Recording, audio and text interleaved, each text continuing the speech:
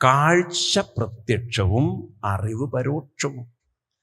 ഏത് വിഗ്രഹത്തിൻ്റെയും പിന്നിലൊരു പരോക്ഷമായൊരു കുട വന്നില്ല, ഒരറിവുണ്ട്. ഈ അറിവിനെ അറിയാതെ പ്രത്യക്ഷമായി കണ്ട് കാഴ്ചയും കണ്ടു പോയിട്ട് ഉറക്കെ പറയൂ, കാര്യമില്ല. കാരണം ഇവിടെ കൃഷ്ണൻ അതാ പറയണത്, തതോമം തത്വതോ ജ്ഞാത്വ, നിങ്ങൾ താത്വികമായി എന്നെ അറിയൂ എന്നാണ്. ഇവിടെയാണ് നമ്മുടെ ഹിന്ദു മതത്തിന് ഒരു ലിങ്ക് വിട്ടുപോയത്. കാരണം നമ്മൾ കാഴ്ച കാണുന്നുണ്ട്, അമ്പലത്തിലൊക്കെ പോയി വിഗ്രഹങ്ങളെ കാണുന്നുണ്ട്, പക്ഷെ അതിൻ്റെ പിന്നിലുള്ള പരോക്ഷമായ തത്വത്തെ നമ്മൾ ആരും അറിയുന്നില്ല. ഇതാരും നമുക്ക് പറഞ്ഞു തരുന്നില്ല. ശാസ്ത്രത്തിൽ പറഞ്ഞത് വെറുതെ കണ്ടു തൊഴുതു പോവരുതെന്നാണ്. ശാസ്ത്രത്തിൽ പറയുന്നത് നിങ്ങൾ അതിൻ്റെ പിന്നിലുള്ള തത്വത്തെ അറിയണം. ഗീതയിൽ 7-ാം അധ്യായത്തിൽ 24-ാം ശ്ലോകം, ഈ ഒരു കോണ്ടെക്സ്റ്റിൽ നമ്മളൊന്ന് വായിക്കുന്നത് നല്ലതാണ്. 7-ാം അധ്യായത്തിൽ 24-ാം ശ്ലോകം. ഗീത പഠിക്കണം. ഗീത പഠിച്ചാലേ നമുക്ക് എന്താണ് ആത്മീയത എന്നറിയുള്ളൂ. അല്ലെങ്കിൽ നിങ്ങൾക്ക് പൊട്ടന്മാരെ പോലെ തൊഴുതു പോവാം, വ്യത്യാസമൊന്നും ഉണ്ടാവില്ല. വെറുതെ നമുക്ക് തൊഴുതു പോവാം. പക്ഷെ അതല്ല അമ്പലം എന്നുള്ളത് മനസ്സിലാക്കണമെങ്കിൽ ഗീത പഠിക്കുക വേണം. അപ്പം അവിടെ നിങ്ങൾക്ക് കാണാം കൃഷ്ണൻ പറയുന്നത് ഇതിത്തിരി കോൺട്രഡിക്ഷനാണ്. ഞാൻ നിങ്ങളോട് പറഞ്ഞു, ഇതൊരു വലിയ വിവാദമായിട്ടുള്ളതാണ്. എന്താ പറയണത്? അവ്യക്തം വ്യക്തിമാപന്നം മന്യന്തേ മാമബുദ്ധയ പരംഭാവമജാനന്ദ മമഭൂതമഹീശ്വരം എന്നാണ് ശ്ലോകം. എന്താ പറയണത്? അവ്യക്തം, അവ്യക്തമാണ് ഞാൻ. അപ്പൊ അവ്യക്തം എന്ന് പറഞ്ഞാൽ നേരത്തെ പറഞ്ഞ 2 വാക്കുകളുണ്ടോ? ഇതൊക്കെയാണ്. പ്രത്യക്ഷമായത് വ്യക്തമാണ്, പരോക്ഷമായത് അവ്യക്തമാണ്. അവ്യക്തം മാം, മാം അവ്യക്തം, ഞാൻ അവ്യക്തമാണ്. അവ്യക്തം എന്ന വാക്കിനർത്ഥം ഞാൻ പറഞ്ഞു, വ്യക്തമല്ലാത്തത് എന്ന അർത്ഥത്തിൽ എടുക്കരുത്, സൂക്ഷ്മമായത് എന്ന അർത്ഥത്തിൽ എടുക്കണം. എന്താണ്? വളരെ സൂക്ഷ്മമായ ഞാനാകുന്ന തത്വത്തെ അത് അറിയാൻ ശ്രമിക്കാതെ വ്യക്തിമന്യന്തേ, നിങ്ങൾ എന്നെ വ്യക്തിയായി കണ്ട്, അതായത് പരോക്ഷ രൂപത്തിൽ കണ്ട് നിങ്ങൾ തൊഴുതുപോയാൽ അബുദ്ധയാ. നിങ്ങൾ ആരായി?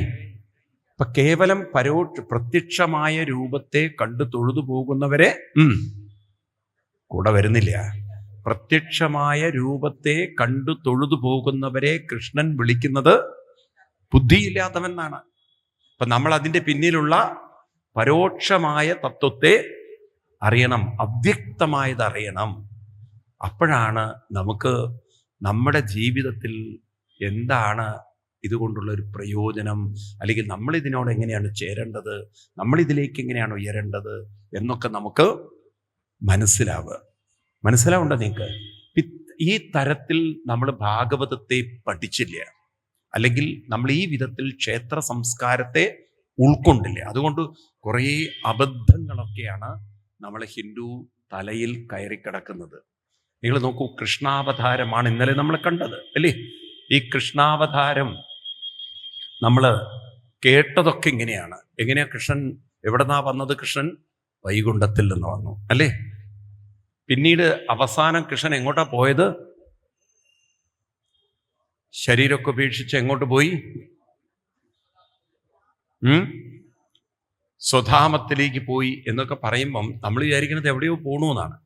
എവിടെയാണ് സ്വധാമം? കൃഷ്ണൻ ശരിക്കും എവിടുന്നാ വന്നത്? കൃഷ്ണൻ എവിടുന്നാണ് അവതരിച്ചു വന്നത്? ഒരു വ്യക്തത ഉണ്ടോ നമുക്കതിനെക്കുറിച്ച്? പൂർണ്ണതയിൽ നിന്ന് വന്നു, പക്ഷേ പൂർണ്ണതയിൽ നിന്ന് വന്ന് പൂർണ്ണതയ്ക്ക് പോയി. അപ്പം ഞാൻ പറഞ്ഞത് നിങ്ങൾ ആവർത്തിക്കുകയാണ്. ഇതിനെക്കുറിച്ച് ശരിക്കും ഭാഗവതത്തിലൂടെ നമുക്കൊരു വ്യക്തതയുണ്ടോ? ഇല്ല. കാരണം വെച്ചാൽ ഉണ്ടെങ്കിൽ നിങ്ങൾ പെട്ടെന്ന് ഉത്തരം പറയുന്നു. നമ്മൾ ഈ ഭാഗവതമൊക്കെ കേൾക്കുന്നുണ്ടെങ്കിലും പല ശ്ലോകങ്ങളൊന്നും നമ്മൾ ശ്രദ്ധിക്കുന്നില്ല. നമ്മൾ ഇത്തിരി ഒരു ശ്രദ്ധയോടെ വായിച്ചാൽ പല ചോദ്യങ്ങൾക്കും വ്യക്തമായ ഉത്തരം തരാൻ ഭാഗവതത്തിനും ഗീതയ്ക്കും സാധിക്കും. നിൽക്കട്ടെ, നിങ്ങൾ ദശമസ്കന്ധത്തിലെ കൃഷ്ണാവതാരം തന്നെ എടുക്കുക. ദശമസ്കന്ധത്തിലെ 10-ാം അധ്യായത്തിലെ 10-ാം സ്കന്ധത്തിലെ 3-ാം അധ്യായത്തിലെ 8-ാം ശ്ലോകമാണ് കൃഷ്ണാവതാരം. കൃഷ്ണൻ 8ാമത്തെ പുത്രനുമാണ്. വ്യാസഭഗവാൻ ഇവിടെ അവതരിപ്പിക്കുന്നതും 8ാമത്തെ ശ്ലോകത്തിലാണ് കൃഷ്ണാവതാരം അവതരിപ്പിക്കുന്നത്. ആ ശ്ലോകം ഇങ്ങനെയാണ്: നിശീതേ തമ ഉദ്ഭൂതേ ജായമാനേ ജനാർദ്ദനേ ദേവക്യാം ദേവരൂപിണ്യാം വിഷ്ണു സർവഗുഹാശയ ആവിരാസീത് യഥാപ്രാച്യം ദിശീന്ദിരിവ പുഷ്കല. ഇവിടെ ഭഗവാന്റെ ആദ്യം തന്നെ പേര് പറഞ്ഞിരിക്കുന്നത് ജനാർദ്ദനൻ എന്നാണ്. എന്താണ്? ജനാർദ്ദനൻ. ജനാർദ്ദനൻ നോക്കൂ. നിശീതേ തമ ഉദ്ഭൂതേ ജായമാനേ ജനാർദ്ദനെ. ജനാർദ്ദനൻ ജായമാനെ. എപ്പോഴാ ജനാർദ്ദനൻ വരുന്നത്?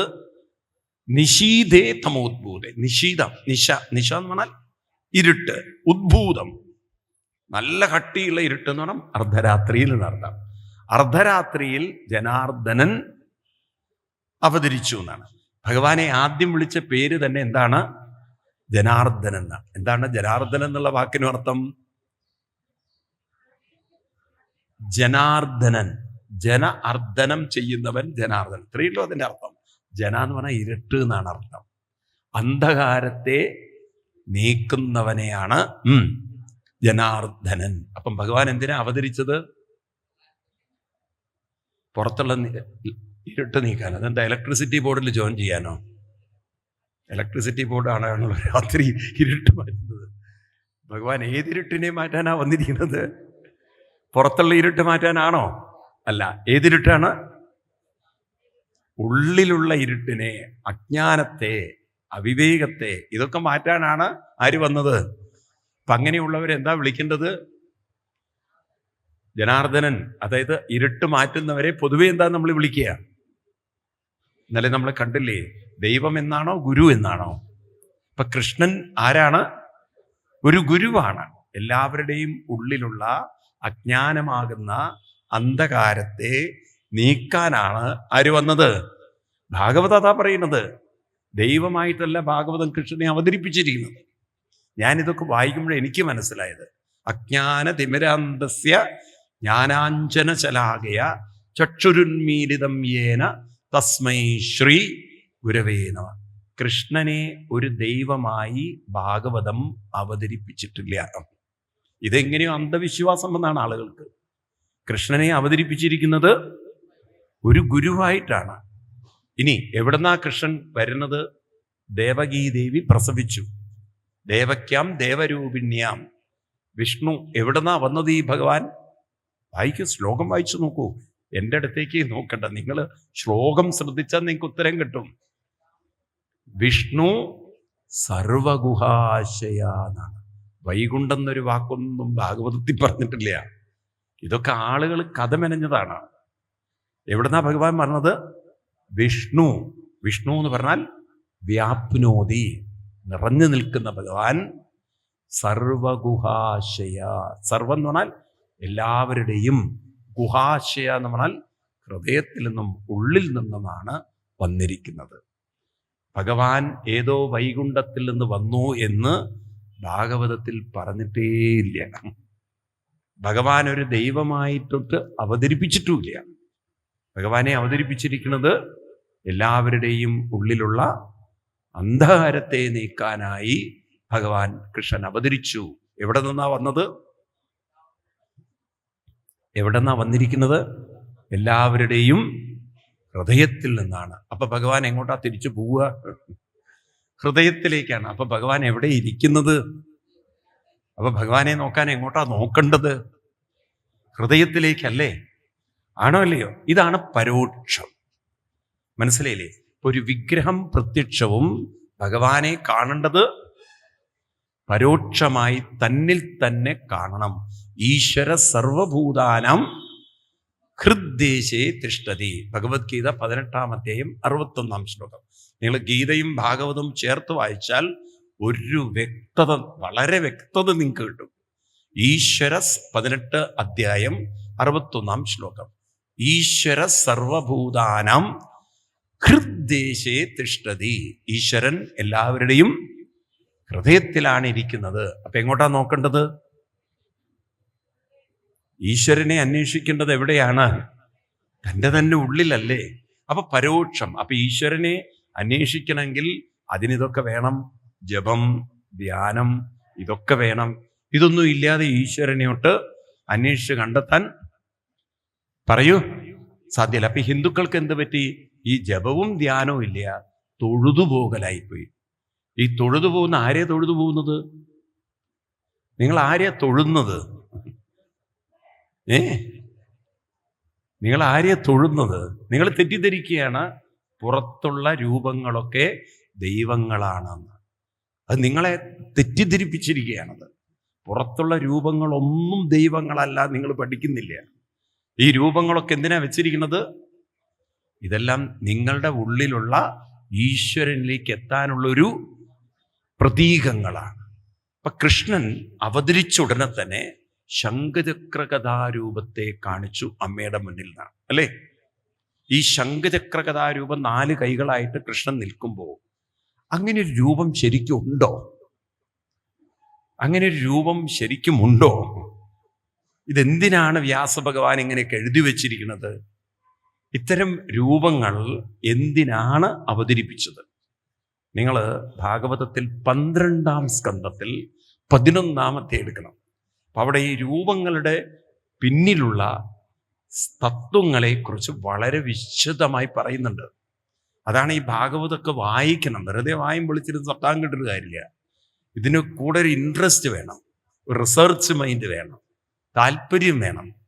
എനിക്കിതൊക്കെ ഒന്ന് പഠിക്കണം, എനിക്കിതൊക്കെ ഒന്ന് മനസ്സിലാക്കണം. അപ്പം അതിൻ്റെ ഒരു കൃത്യത വളരെ ഗംഭീരമായിരിക്കും. നമ്മൾ എത്ര ഇത് പഠിക്കാൻ ശ്രമിക്കുന്നോ അത്ര നിങ്ങൾക്ക് തൃപ്തിയായിരിക്കും. കാരണം നിങ്ങൾക്ക് വ്യക്തത വരും ഈ കാര്യങ്ങളിൽ.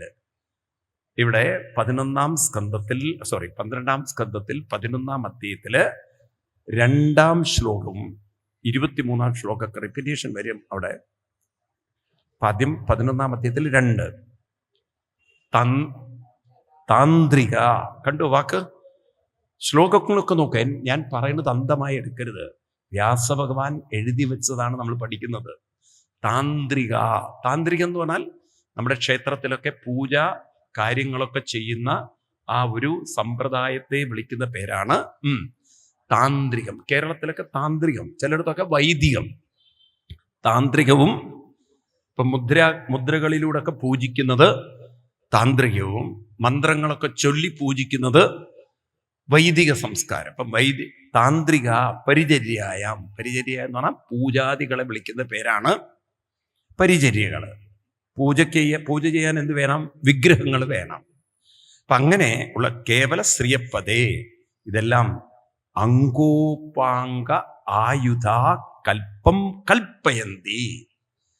ഭഗവാന്റെ അംഗങ്ങളും ഉപാംഗങ്ങളും. അംഗം എന്ന് പറഞ്ഞാൽ നോർമൽ കൈയും കാലിനെയാണ് എന്ത് പറയുക? അംഗം. ഉപാംഗം എന്ന് പറഞ്ഞാലോ അഡീഷണൽ ആയിട്ടുള്ള കൈകളും ഒക്കെയാണ് എന്ത് പറയാ? ഉപാംഗം. അതിലൊക്കെ എന്തുണ്ട്? പലവിധത്തിലുള്ള ആയുധങ്ങളും മറ്റും. അതായത് ശംഖ്, ചക്രം, ഗദ തുടങ്ങിയുള്ള ആയുധങ്ങൾ. ദേവിക്കാണെങ്കിൽ പലവിധ ആയുധങ്ങളുണ്ട്. ശിവന്റെ കയ്യിൽ ശൂലമുണ്ടോ? ഇതെല്ലാം കൽപ്പൈ എന്ന് പറഞ്ഞാൽ കൽപ്പനകളാണ്, സങ്കല്പങ്ങളാണ്. ഇതെല്ലാം എന്താണ്? സങ്കല്പങ്ങളാണ്. ഇത് സങ്കല്പം എന്ന് പറഞ്ഞാൽ അപ്പം എന്താ അർത്ഥം? ചില തത്വങ്ങളെ പറഞ്ഞു തരാൻ വേണ്ടി സങ്കല്പിച്ചിരിക്കുകയാണ്. സങ്കല്പം എന്നുള്ള വാക്കിന് അർത്ഥം ശ്രദ്ധിക്കുക. അപ്പം നമ്മൾ മൊബൈലുണ്ട്, നമുക്ക് വാട്സാപ്പ് ഉണ്ട്. അപ്പം അതിൽ ഇമോജീസ്, നമ്മൾ ഓരോ ഇതുണ്ട്. അപ്പം നമ്മൾ ഒരാളോട് ബഹുമാനം കാണിക്കാൻ കൈകൂപ്പി എന്നൊരു ചിത്രം അയക്കുന്നു. ആ കൈകൂപ്പുന്നൊരു ചിത്രം അയച്ചു കഴിഞ്ഞാൽ മറ്റാൾക്ക് എന്ത് മനസ്സിലാവും? ഓ, നിങ്ങൾക്ക് വളരെ സന്തോഷമായി. അങ്ങനെയൊക്കെയുള്ള ചിത്രങ്ങളില്ല. ഇപ്പം മെസ്സേജ് ഫുൾ അയക്കണ്ട, അതിന് പകരം ഒരു ഇമോജി, ഒരു ചിത്രം അയച്ചാൽ മതി. ആണോ? നിങ്ങൾ ഒരു കാര്യം നിങ്ങൾ ഒരാളെ ഏൽപ്പിച്ചു, അയാൾ ചെയ്തു, നിങ്ങളിങ്ങനെ തംസപ്പ് അയച്ചു കൊടുത്തു, ഇല്ലേ? അപ്പം അതിനർത്ഥം എന്താണ്? നിങ്ങൾ ഡെയിലി തംസപ്പ് കുടിക്കുന്നവരാണെന്നാണോ? അല്ല. നിങ്ങൾ ചെയ്തതിന് ഗുഡ്, അങ്ങനെ ഒരു അപ്രീഷിയേഷൻ. ആണോ ഇല്ലയോ? ആണോ? അപ്പം ഇങ്ങനെയൊക്കെയുള്ള കുറേ ഇമോജികൾ നമ്മൾ അയക്കുമ്പോൾ ഇതൊരു സങ്കല്പമാണ്. നിങ്ങളൊരു സന്ദേശം പറയുന്നതിന് പകരം ഒരു രൂപത്തെ കാണിക്കുന്നു, ഇല്ലേ? അതുപോലെയാണ് സകല വിഗ്രഹങ്ങളും, അതിലുള്ള അഡീഷണൽ കൈകളും ആയുധങ്ങളെല്ലാം, ഇതെല്ലാം സങ്കല്പങ്ങളാണ് എന്ന് ഭാഗവതം പറയും. 23-ാം ശ്ലോകം കൂടി നോക്കിയാൽ ഒന്നുകൂടി നിങ്ങൾക്ക് വ്യക്തമാവും. ഈ അധ്യായത്തിൽ തന്നെ 23, അവിടെ 23-ൽ പറയും, അങ്കോപാംഗ ആയുധൈ കൽപ്പേ. കാണുന്നുണ്ട് അവിടെയും, അങ്കോപാംഗ ആയുധൈ കൽപ്പേ. കൽപ്പേ എന്ന് പറഞ്ഞാൽ കൽപ്പനകളാണ്. ഭഗവാൻ ചതുഷ്ടയം വിഭർത്തിസ്മ ചതുർമൂർത്തി ഭഗവാൻ ഹരിരീശ്വര. അപ്പൊ ഇവിടെ ഭഗവാന്റെ കയ്യിലുള്ള ശംഖ്, ചക്ര, ഗദാപത്മങ്ങളും 4 കൈകളും. എന്തിനാണ് വിഷ്ണുവിന് 4 കൈകൾ? അപ്പൊ ആദ്യം നമ്മൾ വിഷ്ണു ആരാണെന്നുള്ളത് അർത്ഥമെടുക്കണം. വിഷ്ണു എന്ന വാക്കിന്റെ അർത്ഥം, വിഷ്ണു എന്നാൽ ഒരു വ്യക്തി എന്ന അർത്ഥത്തിലല്ല, വ്യാപ്നോതി ഇത് വിഷ്ണു എന്നാണ്. നിറഞ്ഞു നിൽക്കുന്നവൻ എന്ന് വെച്ചാൽ പൂർണ്ണതയുള്ളവൻ, പൂർണ്ണബോധത്തെ വിളിക്കുന്ന പേരാണ്, പറയൂ, വിഷ്ണു. അല്ലാതെ വിഷ്ണു ഒരു വ്യക്തിയല്ല. വിഷ്ണു എന്ന വാക്കിന്റെ അർത്ഥം വ്യാപ്നോതി ഇത് വിഷ്ണു, നിറഞ്ഞു നിൽക്കുന്നവനാണ് ആര്? വിഷ്ണു. ഇതൊക്കെ പറഞ്ഞാൽ നമുക്ക് മനസ്സിലാവില്ല, കാരണം നമ്മളൊരു സയന്റിഫിക്കലി ഹിന്ദുമതം പഠിച്ചിട്ടില്ല. ഒരു സയന്റിഫിക്കലി ഹിന്ദുമതം പഠിക്കുമ്പോഴാണ് ഹിന്ദുമതത്തിന്റെ ഒരു മഹത്വം നമുക്ക് മനസ്സിലാവുക. ഇന്നത്തെ മോഡേൺ സയൻസ് പലതും പഠിപ്പിച്ചത് പൂർണ്ണമല്ല. അത് നമുക്കിപ്പോഴും മനസ്സിലാവുന്നില്ല. നമ്മൾ ഈ കുറേ രാഷ്ട്രീയക്കാരെ പൊട്ടത്തരം പറഞ്ഞ് നമ്മുടെ തലയിൽ കയറ്റി, ശാസ്ത്ര സാഹിത്യം, ശാസ്ത്ര സാഹിത്യം, ശാസ്ത്ര സാഹിത്യം. ഈ ശാസ്ത്രം എന്ന് പറഞ്ഞാൽ എന്താണ്? ശാസ്ത്രം എന്ന വാക്ക് തന്നെ ലോകത്തിന് കോൺട്രിബ്യൂട്ട് ചെയ്തത് ഭാരതീയരാണ്. ശാസ്ത്രം എന്ന വാക്ക് തന്നെ ലോകത്തിന് കോൺട്രിബ്യൂട്ട് ചെയ്തത് ഭാരതീയരാണ്. നിങ്ങൾ നോക്കൂ, ഗീതയിൽ 15-ാം അധ്യായത്തിന്റെ ഒടുവിലും 16-ാം അധ്യായത്തിന്റെ ഒടുവിലൊക്കെ നോക്കിക്കഴിഞ്ഞാൽ, ഗീതയിൽ 15-ാം അധ്യായത്തിന്റെ ഒടുവിൽ കൃഷ്ണൻ പറയും, ഇത് ഗുഹ്യതമം ശാസ്ത്രം. എന്തായാലും ഗീത എഴുതിയതിന് ശേഷമാണല്ലേ ലോകത്തില് ശാസ്ത്രജ്ഞന്മാര് വന്നിട്ടുള്ളൂ, ഇല്ലേ? അപ്പം ഏത് ശാസ്ത്രജ്ഞനും ലോകത്തിൽ, അരിസ്റ്റോട്ടിലാവട്ടെ, അവിടെ നിങ്ങളുടെ ഗലീലി ആവട്ടെ, അവിടെ നിങ്ങളുടെ വന്ന് അല്ലേ? എന്തായാലും ഗ്രീക്കിൽ നിന്നാണ് ഇതിൻ്റെയൊക്കെ ആരംഭം കുറിക്കുന്നത്. ഗ്രീക്കിൽ നിന്ന് തുടങ്ങിയിട്ടാണ് പിന്നീട് പല റിസർച്ചുകളും ഒക്കെ വന്ന് ആൽബർട്ട് ഐൻസ്റ്റീൻ, പിന്നെ അങ്ങനെ ഒരുപാട് ശാസ്ത്രജ്ഞന്മാരുടെ ഒരു വലിയ സമഗ്രമായ കോൺട്രിബ്യൂഷനാണ് ഇന്നത്തെ മോഡേൺ ഫിസിക്സ് ആയാലും കെമിസ്ട്രി ആയാലും ബയോളജി ആയാലും മനുഷ്യന്റെ അനാട്ടമിയിലും ഒക്കെ ഈ കോൺട്രിബ്യൂഷൻസ് ആണ്. ഇവരൊക്കെ ശ്രദ്ധിക്കണേ, പറയണത് ഇവരൊക്കെ പ്രപഞ്ചത്തെ നിരീക്ഷിച്ചവരാണ്. ഏതിനെ? പ്രപഞ്ചത്തെ നിരീക്ഷിച്ചവരാണ്. ഈ പ്രപഞ്ചത്തെ നിരീക്ഷിക്കുമ്പോൾ ഒരു കാര്യം ഇവർ വിട്ടുപോയി, ഒരു നിരീക്ഷകൻ ഇല്ലെങ്കിൽ നിരീക്ഷണം സാധ്യല്ല എന്നുള്ളത്. നിരീക്ഷകനില്ലെങ്കിൽ നിരീക്ഷണം സാധ്യല്ല. ഈ നിരീക്ഷകൻ നിരീക്ഷിക്കുന്നതിൽ നിന്നും വേറെയാണെന്നും ഇവരാരും അറിഞ്ഞില്ല.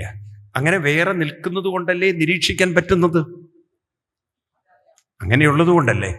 അപ്പൊ ഇവിടെ 2 ഊർജമുണ്ടെന്ന് ഇവരറിഞ്ഞില്ല. ഇവർ കേവലം ഏത് ഊർജത്തെ മാത്രമേ കണ്ടുള്ളൂ? നിരീക്ഷിക്കപ്പെടുന്ന ഊർജം മാത്രം കണ്ടു. അപ്പൊ അതിൻ്റെ ചലനങ്ങളും അതിൻ്റെ നിയമങ്ങളൊക്കെ കണ്ടു. പക്ഷെ ഇതെല്ലാം നിരീക്ഷിക്കാൻ ഒരു ബോധം വേണമെന്ന കാര്യത്തെക്കുറിച്ച് ഇവരാരും ശ്രദ്ധിച്ചില്ല. ഇപ്പോൾ ഇവർ പറയുന്നത്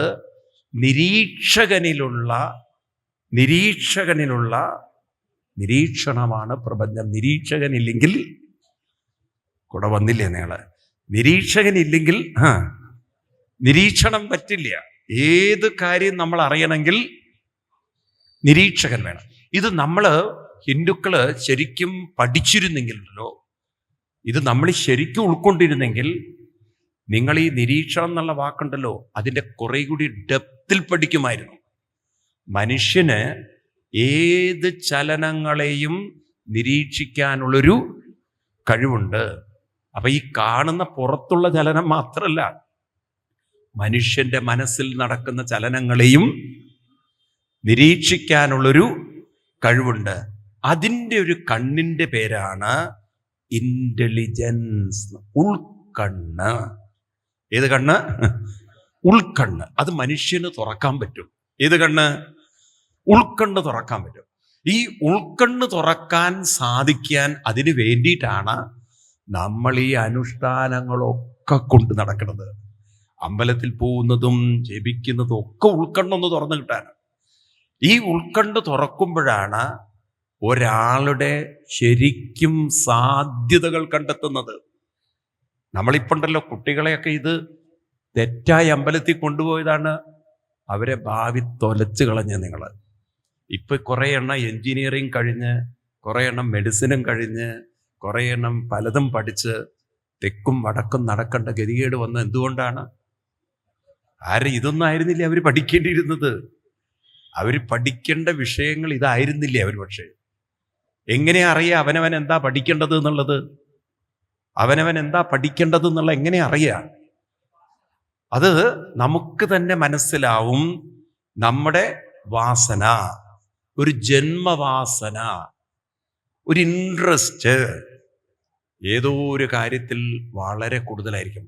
അത് കണ്ടുപിടിക്കാൻ ഇപ്പം നിങ്ങൾക്ക് പറ്റില്ല. കാരണം പലതും പരിശീലിച്ചു നോക്കിയാലാണ് ഏതിലാണ് എനിക്ക് കൂടുതൽ ഇൻട്രസ്റ്റ്. ഇന്നിപ്പോൾ അതിലേക്ക് എഡ്യൂക്കേഷൻ വരണമെന്ന് ഫോറിൻ കൺട്രികളൊക്കെ തീരുമാനിച്ചിട്ടുണ്ട്.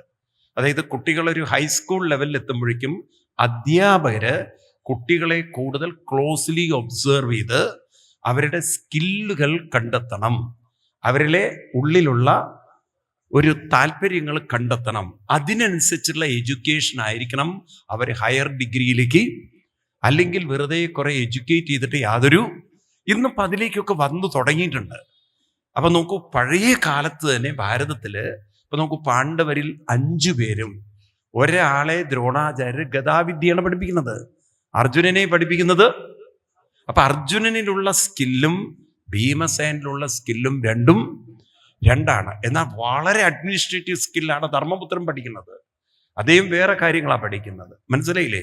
ഓരോരുത്തരും പഠിക്കുന്നത് ഓരോ തരത്തിലുള്ള സ്കില്ലുകളാണ്. നിങ്ങൾ നോക്കൂ, കർണന്റെ കാര്യത്തിൽ തന്നെ, കർണൻ അസ്ത്രവിദ്യയിൽ ഗംഭീരനായിരുന്നു. ആരും പഠിപ്പിക്കാനില്ലാതിരുന്നിട്ട് പോലും അദ്ദേഹം അത് പഠിച്ചെടുത്ത്, മനസ്സിലായില്ലേ?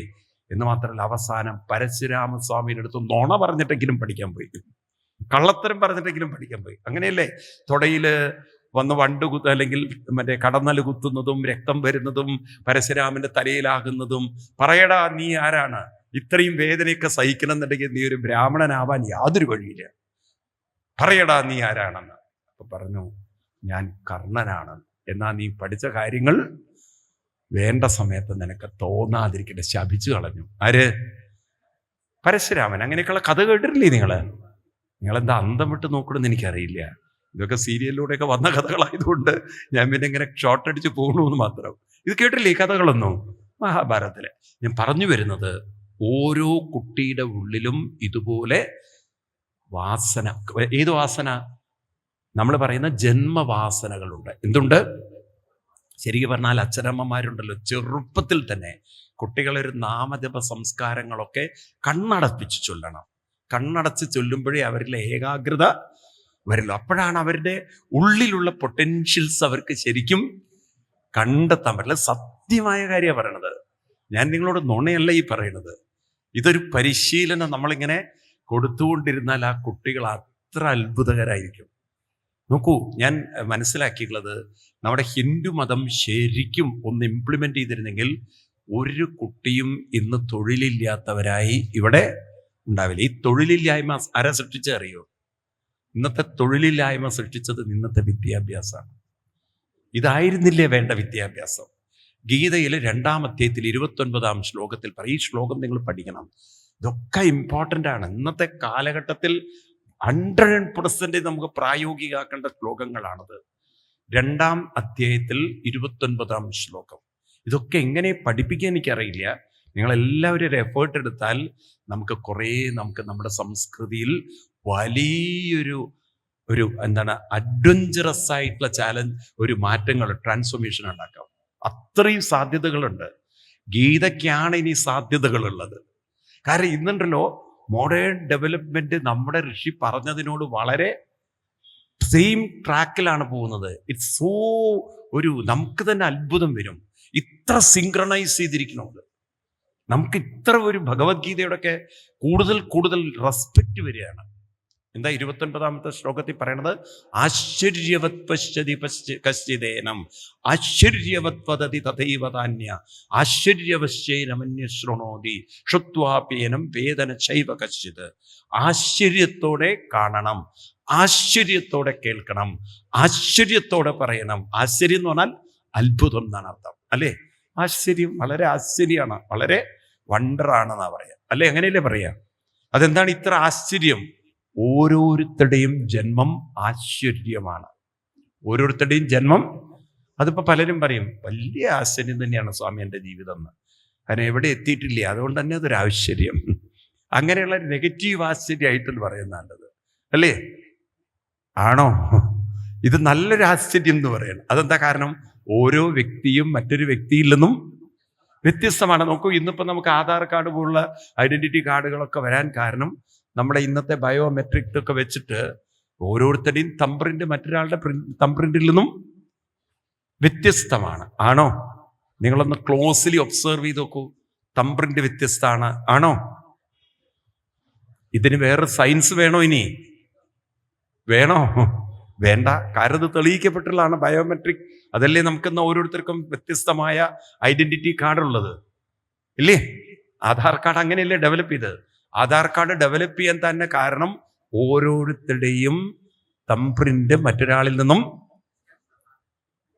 പറയൂ വ്യത്യസ്തമാണ്. ഈ ടെക്നോളജി വെച്ചിട്ടാണ് ഇനിയിപ്പം ലോകം ഡെവലപ്പ് ചെയ്ത് വരുന്നത്. ഇനി കുറെ കഴിഞ്ഞാലൊന്നും പല രാജ്യങ്ങളിലൊക്കെ പോകുമ്പോണ്ടല്ലോ, നിങ്ങൾക്ക് നടന്നു പോകും അങ്ങനെ, ഈ കേരളത്തിൽ യാത്ര ചെയ്യുന്ന പോലെ. കാരണം ഇനി നിങ്ങൾ കള്ളത്തരം ഉണ്ടാവരുത്, ഡോക്യുമെന്റ് ഒക്കെ പെർഫെക്റ്റ് ആയിരിക്കണം, നിങ്ങളുടെ വിസയൊക്കെ കള്ളത്തരം ഉണ്ടാവാത്തതാണെങ്കിൽ ഇതെല്ലാം ഓൺലൈനിൽ ലോഡ് ചെയ്ത് കഴിഞ്ഞാൽ ഒറ്റ പോക്ക് പോയാൽ മതി. ഒരാളും നിങ്ങളെ, കാരണം നിങ്ങളുടെ അവരുടെ ക്യാമറയിൽ നിങ്ങളുടെ ഫോട്ടോ എടുത്തിട്ടുണ്ടാവും, അതവര് വെരിഫൈ ചെയ്തിട്ടുണ്ടാവും, എല്ലാ കാര്യങ്ങളും അവർ നോക്കിയിട്ടുണ്ടാവും. അപ്പം നിങ്ങളവിടെ എത്തുമ്പോഴേക്കും, നിങ്ങൾ എക്സിറ്റ് അടിക്കുമ്പോഴേക്കും അതിൻ്റെ ഓഫീസറുടെ മോണിറ്ററിൽ നിങ്ങളെക്കുറിച്ചുള്ള സകല വിവരങ്ങളും അവർക്ക് കിട്ടിയിട്ടുണ്ടാവും. മനസ്സിലായില്ലേ? കാരണം നമ്മുടെ കണ്ണുകളെ, നമ്മുടെ മുഖത്തെ, നിങ്ങളുടെ കൈവിരലുകളൊക്കെ നിങ്ങളറിയാതെ അവിടെ ഒരു സ്ഥലത്ത് വിരൽ കൊടുത്താൽ സ്കാൻ ചെയ്ത് കഴിഞ്ഞു. ഇതെല്ലാ കാര്യങ്ങളും കഴിഞ്ഞു. എത്ര ഗംഭീരമായിട്ടാണ് ടെക്നോളജി പോയിട്ടുള്ളത്.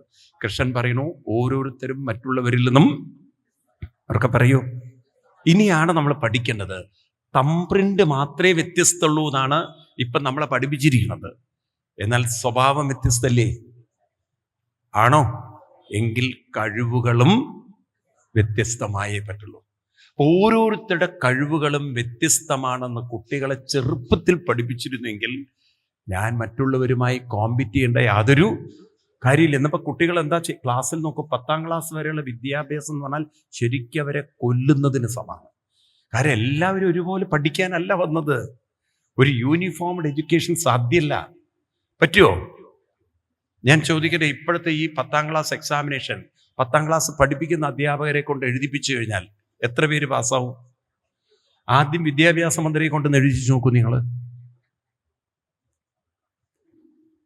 വിദ്യാഭ്യാസ മന്ത്രിയെ കൊണ്ട് 10ാം ക്ലാസ് എക്സാമിനേഷൻ എഴുതി ഏതെങ്കിലും ഒരു സബ്ജക്റ്റ് പാസ്സായാൽ നന്നായിരിക്കും എന്ന് പറയാം, അല്ലേ? ആലോചിച്ച് നോക്കൂ നിങ്ങൾ, നമ്മുടെ കേരളത്തിന്റെ അവസ്ഥ നോക്കൂ നിങ്ങൾ.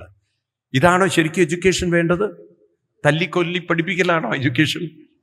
അപ്പൊ ചെറുപ്പത്തിൽ തന്നെ അച്ഛനും അമ്മയും കുട്ടികൾക്ക് പറഞ്ഞു കൊടുക്കണം, നിന്നിൽ വ്യത്യസ്തമായ ദൈവീകമായൊരു ജന്മവാസനയുണ്ട്, കഴിവുണ്ട്, അത് വളർത്തിയെടുക്കാനാണ് നീ വന്നത്. കാരണം നീ ജന്മം കൊണ്ട് തന്നെ മറ്റുള്ളവരിൽ നിന്നും, ഉറക്കെ പറയൂ, ഇതേതെങ്കിലും അച്ഛനും അമ്മയും പറഞ്ഞു തരുന്നുണ്ടോ? പിന്നെ എന്താ ചെയ്യണമെന്ന് അറിയോ?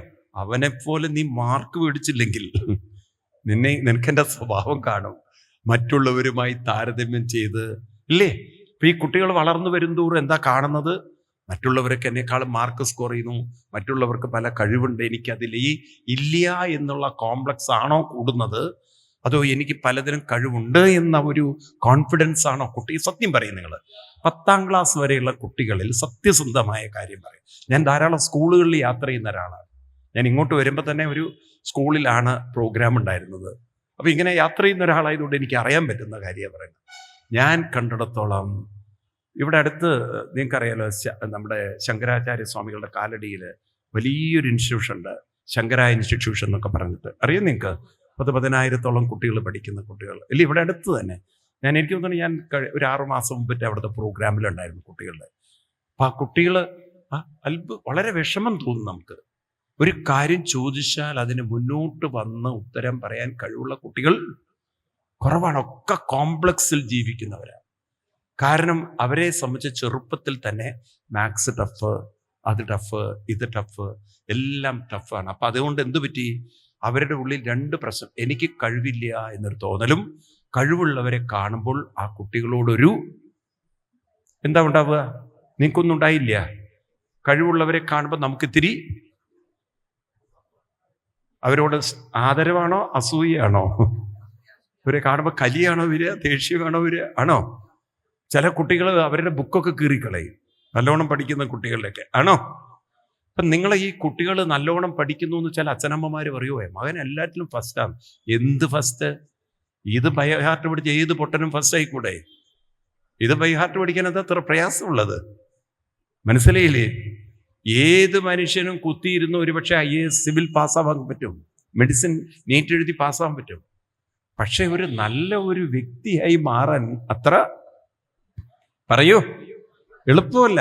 മനസ്സ് ജീവിതത്തിൽ തളരാതെ തകരാതെ കൊണ്ടു നടക്കാനുള്ള ഒരു കഴിവ് അതുണ്ടാവണമെങ്കിൽ കുറച്ച് മെനക്കെടലുണ്ട്. അതുപോലെ തന്നെ അവന് ഇഷ്ടപ്പെട്ട, അവനവൻ്റെ ഉള്ളിൽ രക്തത്തിൽ ചേർന്ന് കിടക്കുന്ന ഒരു ജോലി കണ്ടെത്തൽ അല്ലേ, അത് ചെറുപ്പത്തിൽ തന്നെ കണ്ടെത്തി അത് വികസിപ്പിച്ചെടുക്കാൻ സാധിക്കണമെങ്കിൽ അതിനൊരു ഉപാസന ആവശ്യമാണ്. രാമ രാമ രാമ രാമ ചൊല്ലി അല്ലെങ്കിൽ മരാമര ചൊല്ലി ഒരു രത്നാകരൻ തന്നിലെ കവിയെ കണ്ടെത്തിയ പോലെ വാതരോഗം വന്ന ഗുരുവായൂരപ്പനെ ഭജിച്ച് ഭജിച്ച് ഭജിച്ച് ഭജിച്ച് ഒരു മേൽപ്പത്തൂർ തന്നിലെ ഒരു മഹാനായ കവിയെ കണ്ടെത്തിയ പോലെ ഗുരുവായൂരപ്പൻ്റെ മുന്നിൽ വന്ന് ജപിച്ച് ജപിച്ച് ജപിച്ച് ജപിച്ച് പൂന്താനം ഒരു കവിയായി തീർന്ന പോലെ അല്ലേ?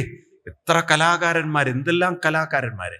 ഇന്നത്തെ കഥകളി, ഇന്നത്തെ തുള്ളൽ പ്രസ്ഥാനം, ഏത് കലയെടുത്ത് നോക്കൂ നിങ്ങൾ, ഇതിൻ്റെ എല്ലാം ആരംഭത്തിലുള്ള ആചാര്യന്മാരുടെ ഉപാസനകളിൽ നിന്നാണ് ഇതെല്ലാം വന്നിരിക്കുന്നത്. ഇന്നിപ്പോൾ സംഗീതം എന്ന് പറയുന്നത് എന്താണ്?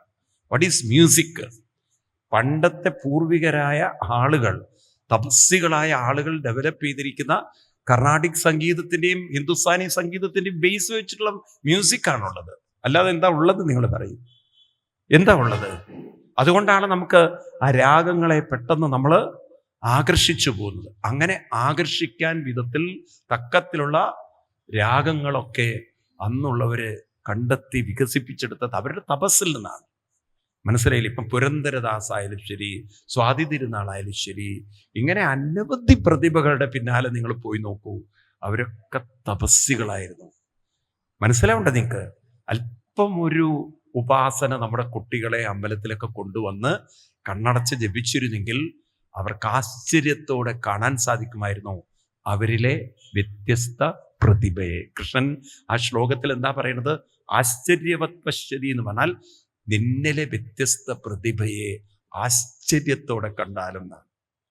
നിന്നിലെ വ്യത്യസ്തമായ ഒരു പ്രതിഭയെ നീ ആശ്ചര്യത്തോടെ കണ്ടാലും, അതിനെ ആശ്ചര്യത്തോടെ അവതരിപ്പിച്ചാലും, അതിനൊക്കെയാണ് നീ വന്നിരിക്കുന്നത്. അപ്പം അത് കണ്ടെത്തണമെങ്കിൽ അതിന് അല്പം ഒരു എന്ത് വേണം? അമ്പലത്തിലൊക്കെ പോയി തൊഴുതു പോയാൽ കിട്ടില്ല.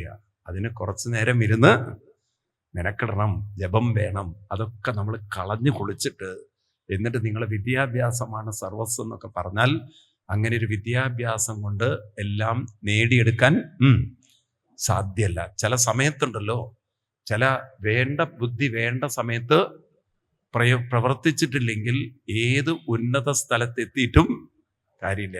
കണ്ടില്ലേ, ഇപ്പൊ വൈസ് പ്രസിഡന്റ് ഇറങ്ങിപ്പോകേണ്ട ഗതികേട് വന്നത്? തിരി കയ്യിലിരിപ്പ് കൈ വിട്ടുപോയതാണ്. എവിടെയോ ഒരു കയ്യിലിരിപ്പ് പോയി. മനസ്സിലായില്ലേ?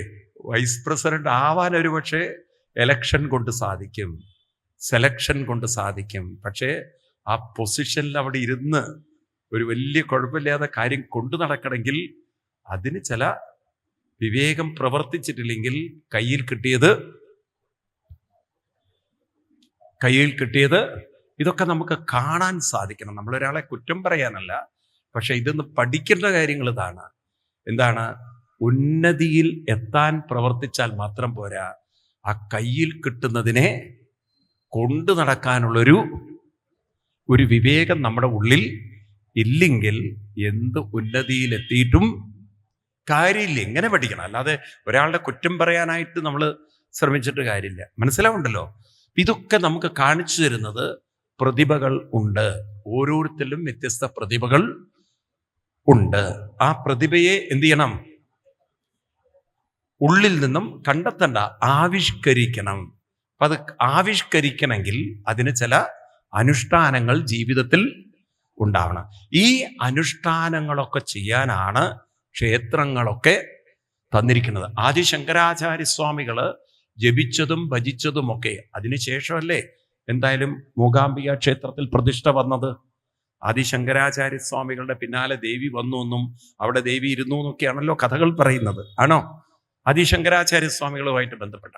ഇതുപോലെ ചോറ്റാനിക്കര ക്ഷേത്രവും ആദി ശങ്കരാചാര്യസ്വാമികളുമായി ബന്ധപ്പെട്ടതാണ്. സ്വാമിജി ഇവിടെ വന്ന് ദേവി അവിടെ വീണ്ടും ദർശനം കൊടുത്തു എന്നാണ്. അതുകൊണ്ടാണ് കാലത്ത് ചോറ്റാനിക്കരയില് മറ്റേ മൂകാംബികയിലുള്ള പൂജയിലെ ഒരു ചിട്ടകൾ അവർ കൊണ്ടു നടക്കുന്നത്. ഇതുപോലെ ഗുരുവായൂരമ്പലത്തിലായാലും ശരി, അവിടെയും ആദിശങ്കരാചാര്യസ്വാമികൾക്ക് ദർശനം കിട്ടിയതിൻ്റെ ദിവസമായിട്ടാണ് ഗുരുവായൂർ ഏകാദശി ഇപ്പോഴും ആചരിക്കുന്നത്. ഈ മഹാന്മാരൊക്കെ ഇതെല്ലാം കണ്ടു എന്നൊക്കെ പറയുന്നത് നിങ്ങൾക്ക് തോന്നുന്നുണ്ടോ ഇവർ തൊഴുതു പോകാൻ പോയതാണെന്നൊക്കെ? ഇവർ കാണുന്നതൊക്കെ എവിടെയാണ്? പശ്യതി നിജ ഹൃദയസ്ത്വം ദേവം. ആദി ശങ്കരാചാര്യസ്വാമികളുടെ വരികളാണ്. പശ്യതി നിജ ഹൃദയസ്ത്വം ദേവം. എവിടെയാ ദേവനെ കണ്ടത്? പുറത്ത് കണ്ടു നല്ല എഴുതി വെച്ചത്, പുറത്ത് കണ്ടു നല്ല എഴുതി വെച്ചത്. പക്ഷെ ഹിന്ദുക്കൾ ഇത് പഠിച്ചില്ല, അതുകൊണ്ട് നമ്മൾ തൊഴുതുപോയി. അവരെവിടെയാ ദേവനെ കണ്ടത്? പശ്യതി നിജ ഹൃദയസ്ഥം. എവിടെയാണ്? അർത്ഥാവില്ലേ നിങ്ങൾക്ക്? നിജ ഹൃദയസ്ഥം ദേവം. ആ ദേവനെ ഞാൻ എവിടെ കണ്ടു? ഹൃദയത്തിൽ കണ്ടു എന്നാണ്. അപ്പൊ ഈ ഹൃദയത്തിൽ ദേവനെ കാണണമെങ്കിൽ അതിന് കുറച്ച് മെനക്കെടലുണ്ടല്ലോ, നാമജപമൊക്കെ ചെയ്യണ്ടേ? ഇതൊന്നും നമ്മളാരും അനുഷ്ഠിക്കാതെ തൊഴുതു പോയിട്ട് എന്താ കാര്യം? അതുകൊണ്ടാണ് ഞാൻ ആവർത്തിച്ചു പറയുന്നത്, അമ്പലത്തിൽ വെറുതെ തൊഴുതു പോയിട്ട് യാതൊരു പറയൂ കാര്യമില്ല. അമ്പലം വെച്ചിരിക്കുന്നത് ഒരു പ്രതിഭയെ ഉണർത്തണം, മനോബലം ഉണർത്തണം, വേണ്ടേ? ക്രമേണ ക്രമേണ ക്രമേണ പൂർണ്ണതയിലേക്ക് എത്തിച്ചേരണം. അപ്പം നമ്മളെ പൂർണ്ണതയിലേക്ക് എത്തിക്കാൻ വേണ്ടിയാണ് ഇതൊക്കെ വെച്ചത്. കാരണം ഭഗവാൻ വന്നിരിക്കുന്നതും ഭഗവാൻ ഇരിക്കുന്നതും ഒക്കെ എവിടെയാണ്? വിഷ്ണു സർവഗുഹ. തിരിച്ചു ഭാഗവത്തിലേക്ക് തന്നെ പോവാം. വിഷ്ണു സർവഗുഹാശയ. എവിടെയാണ്? ഭഗവാൻ എല്ലാവരുടെയും ഹൃദയത്തിലാണ് ഇരിക്കുന്നത്. അപ്പൊ ഭഗവാനെ അന്വേഷിക്കേണ്ടതും എവിടെയാണ്? ഹൃദയത്തിലാണ്. അപ്പൊ പിന്നെ എന്തിനാ വിഷ്ണു ഭഗവാൻ ഈ ശംഖചക്ര കഥാരൂപമൊക്കെ കാണിച്ചത്? അത്തരം രൂപങ്ങളെയൊക്കെ നമ്മൾ കാണേണ്ടത് സങ്കല്പങ്ങൾ എന്താണ്? എന്താ സങ്കല്പം എന്ന് പറഞ്ഞാൽ? ഉള്ളിലുള്ള തത്വത്തെ മനസ്സിലാക്കി തരാനുള്ള സങ്കല്പങ്ങളാണ്. അപ്പൊ നോക്കൂ, നമ്മൾ സങ്കല്പം എന്നൊരു വാക്ക് നമുക്കൊക്കെ ഉണ്ടത്. സങ്കല്പം, ഈ സങ്കല്പത്തിലാണ് ലോകം മുഴുവൻ നടക്കുന്നത്. എല്ലാ മതത്തിലും ഉണ്ട് ഈ സങ്കല്പം. ഇപ്പം നിങ്ങൾ വീട്ടിൽ തന്നെ ഒരു അതിഥി വന്നാൽ ഒരു ചായ ഉണ്ടാക്കി കൊടുക്കുന്നത് അതൊരു സങ്കല്പമാണ്. എന്തിൻ്റെ സങ്കല്പം? അവരോടുള്ള ഒരു അതിഥി വന്നാൽ അവരോടുള്ള ഒരു സ്നേഹവും ബഹുമാനത്തിൻ്റെയും പ്രതീകമാണ് ഏത്? ചായ കൊടുക്കുക എന്നുള്ളത്. ആണോ അല്ലയോ? അതൊരു സ്നേഹത്തിൻ്റെ ഒരു സങ്കല്പമാണോ? ആണോ അല്ലയോ? ഇപ്പം നിങ്ങൾ ഭാര്യ പ്രസവിച്ച് ആൺകുഞ്ഞാണ്, എന്തു മേടിക്കും? വന്നിരിക്കുന്ന ആളുകൾക്കൊക്കെ എന്ത് വാങ്ങിച്ചു കൊടുക്കും? സ്വീറ്റ്സ് എന്തെങ്കിലും വാങ്ങിച്ചു കൊടുക്കും അല്ലേ? ആ സ്വീറ്റ്സ് കൊടുക്കുന്നത് ആ ഉണ്ടായ സന്തോഷത്തിനെ എല്ലാവർക്കും ഒന്ന് പങ്കുവെക്കുന്ന അതൊരു സങ്കല്പമാണ്. എൻ്റെ സന്തോഷം ഞാൻ നിങ്ങളുമായി പങ്കുവെക്കുന്നു. ആണോ? കേക്ക് മേടിക്കണോ? ഏതിന്? പിറന്നാളിന്. എന്നിട്ട് ഹാപ്പി ബർത്ത്ഡേ ടു യു എന്ന് പറഞ്ഞ് കേക്ക് മുറിച്ച് മുഖത്ത് തേക്കുന്നു. ഇതെന്തിനാണത്? ഇത് മുഖത്ത് തേക്കുന്ന കേക്കാണല്ലോ, കഴിക്കുന്ന കേക്കല്ല. എല്ലാവരുടെയും ആ കഴിക്കുന്നവൻ്റെയൊക്കെ മുഖത്ത് തേക്കുന്ന രീതിയിലേക്ക് മാറി. പോട്ടെ, ഇതൊക്കെ എന്തിനാ ചെയ്യുന്നത്? ആ ഒരു സന്തോഷമാണ്. ആണോ?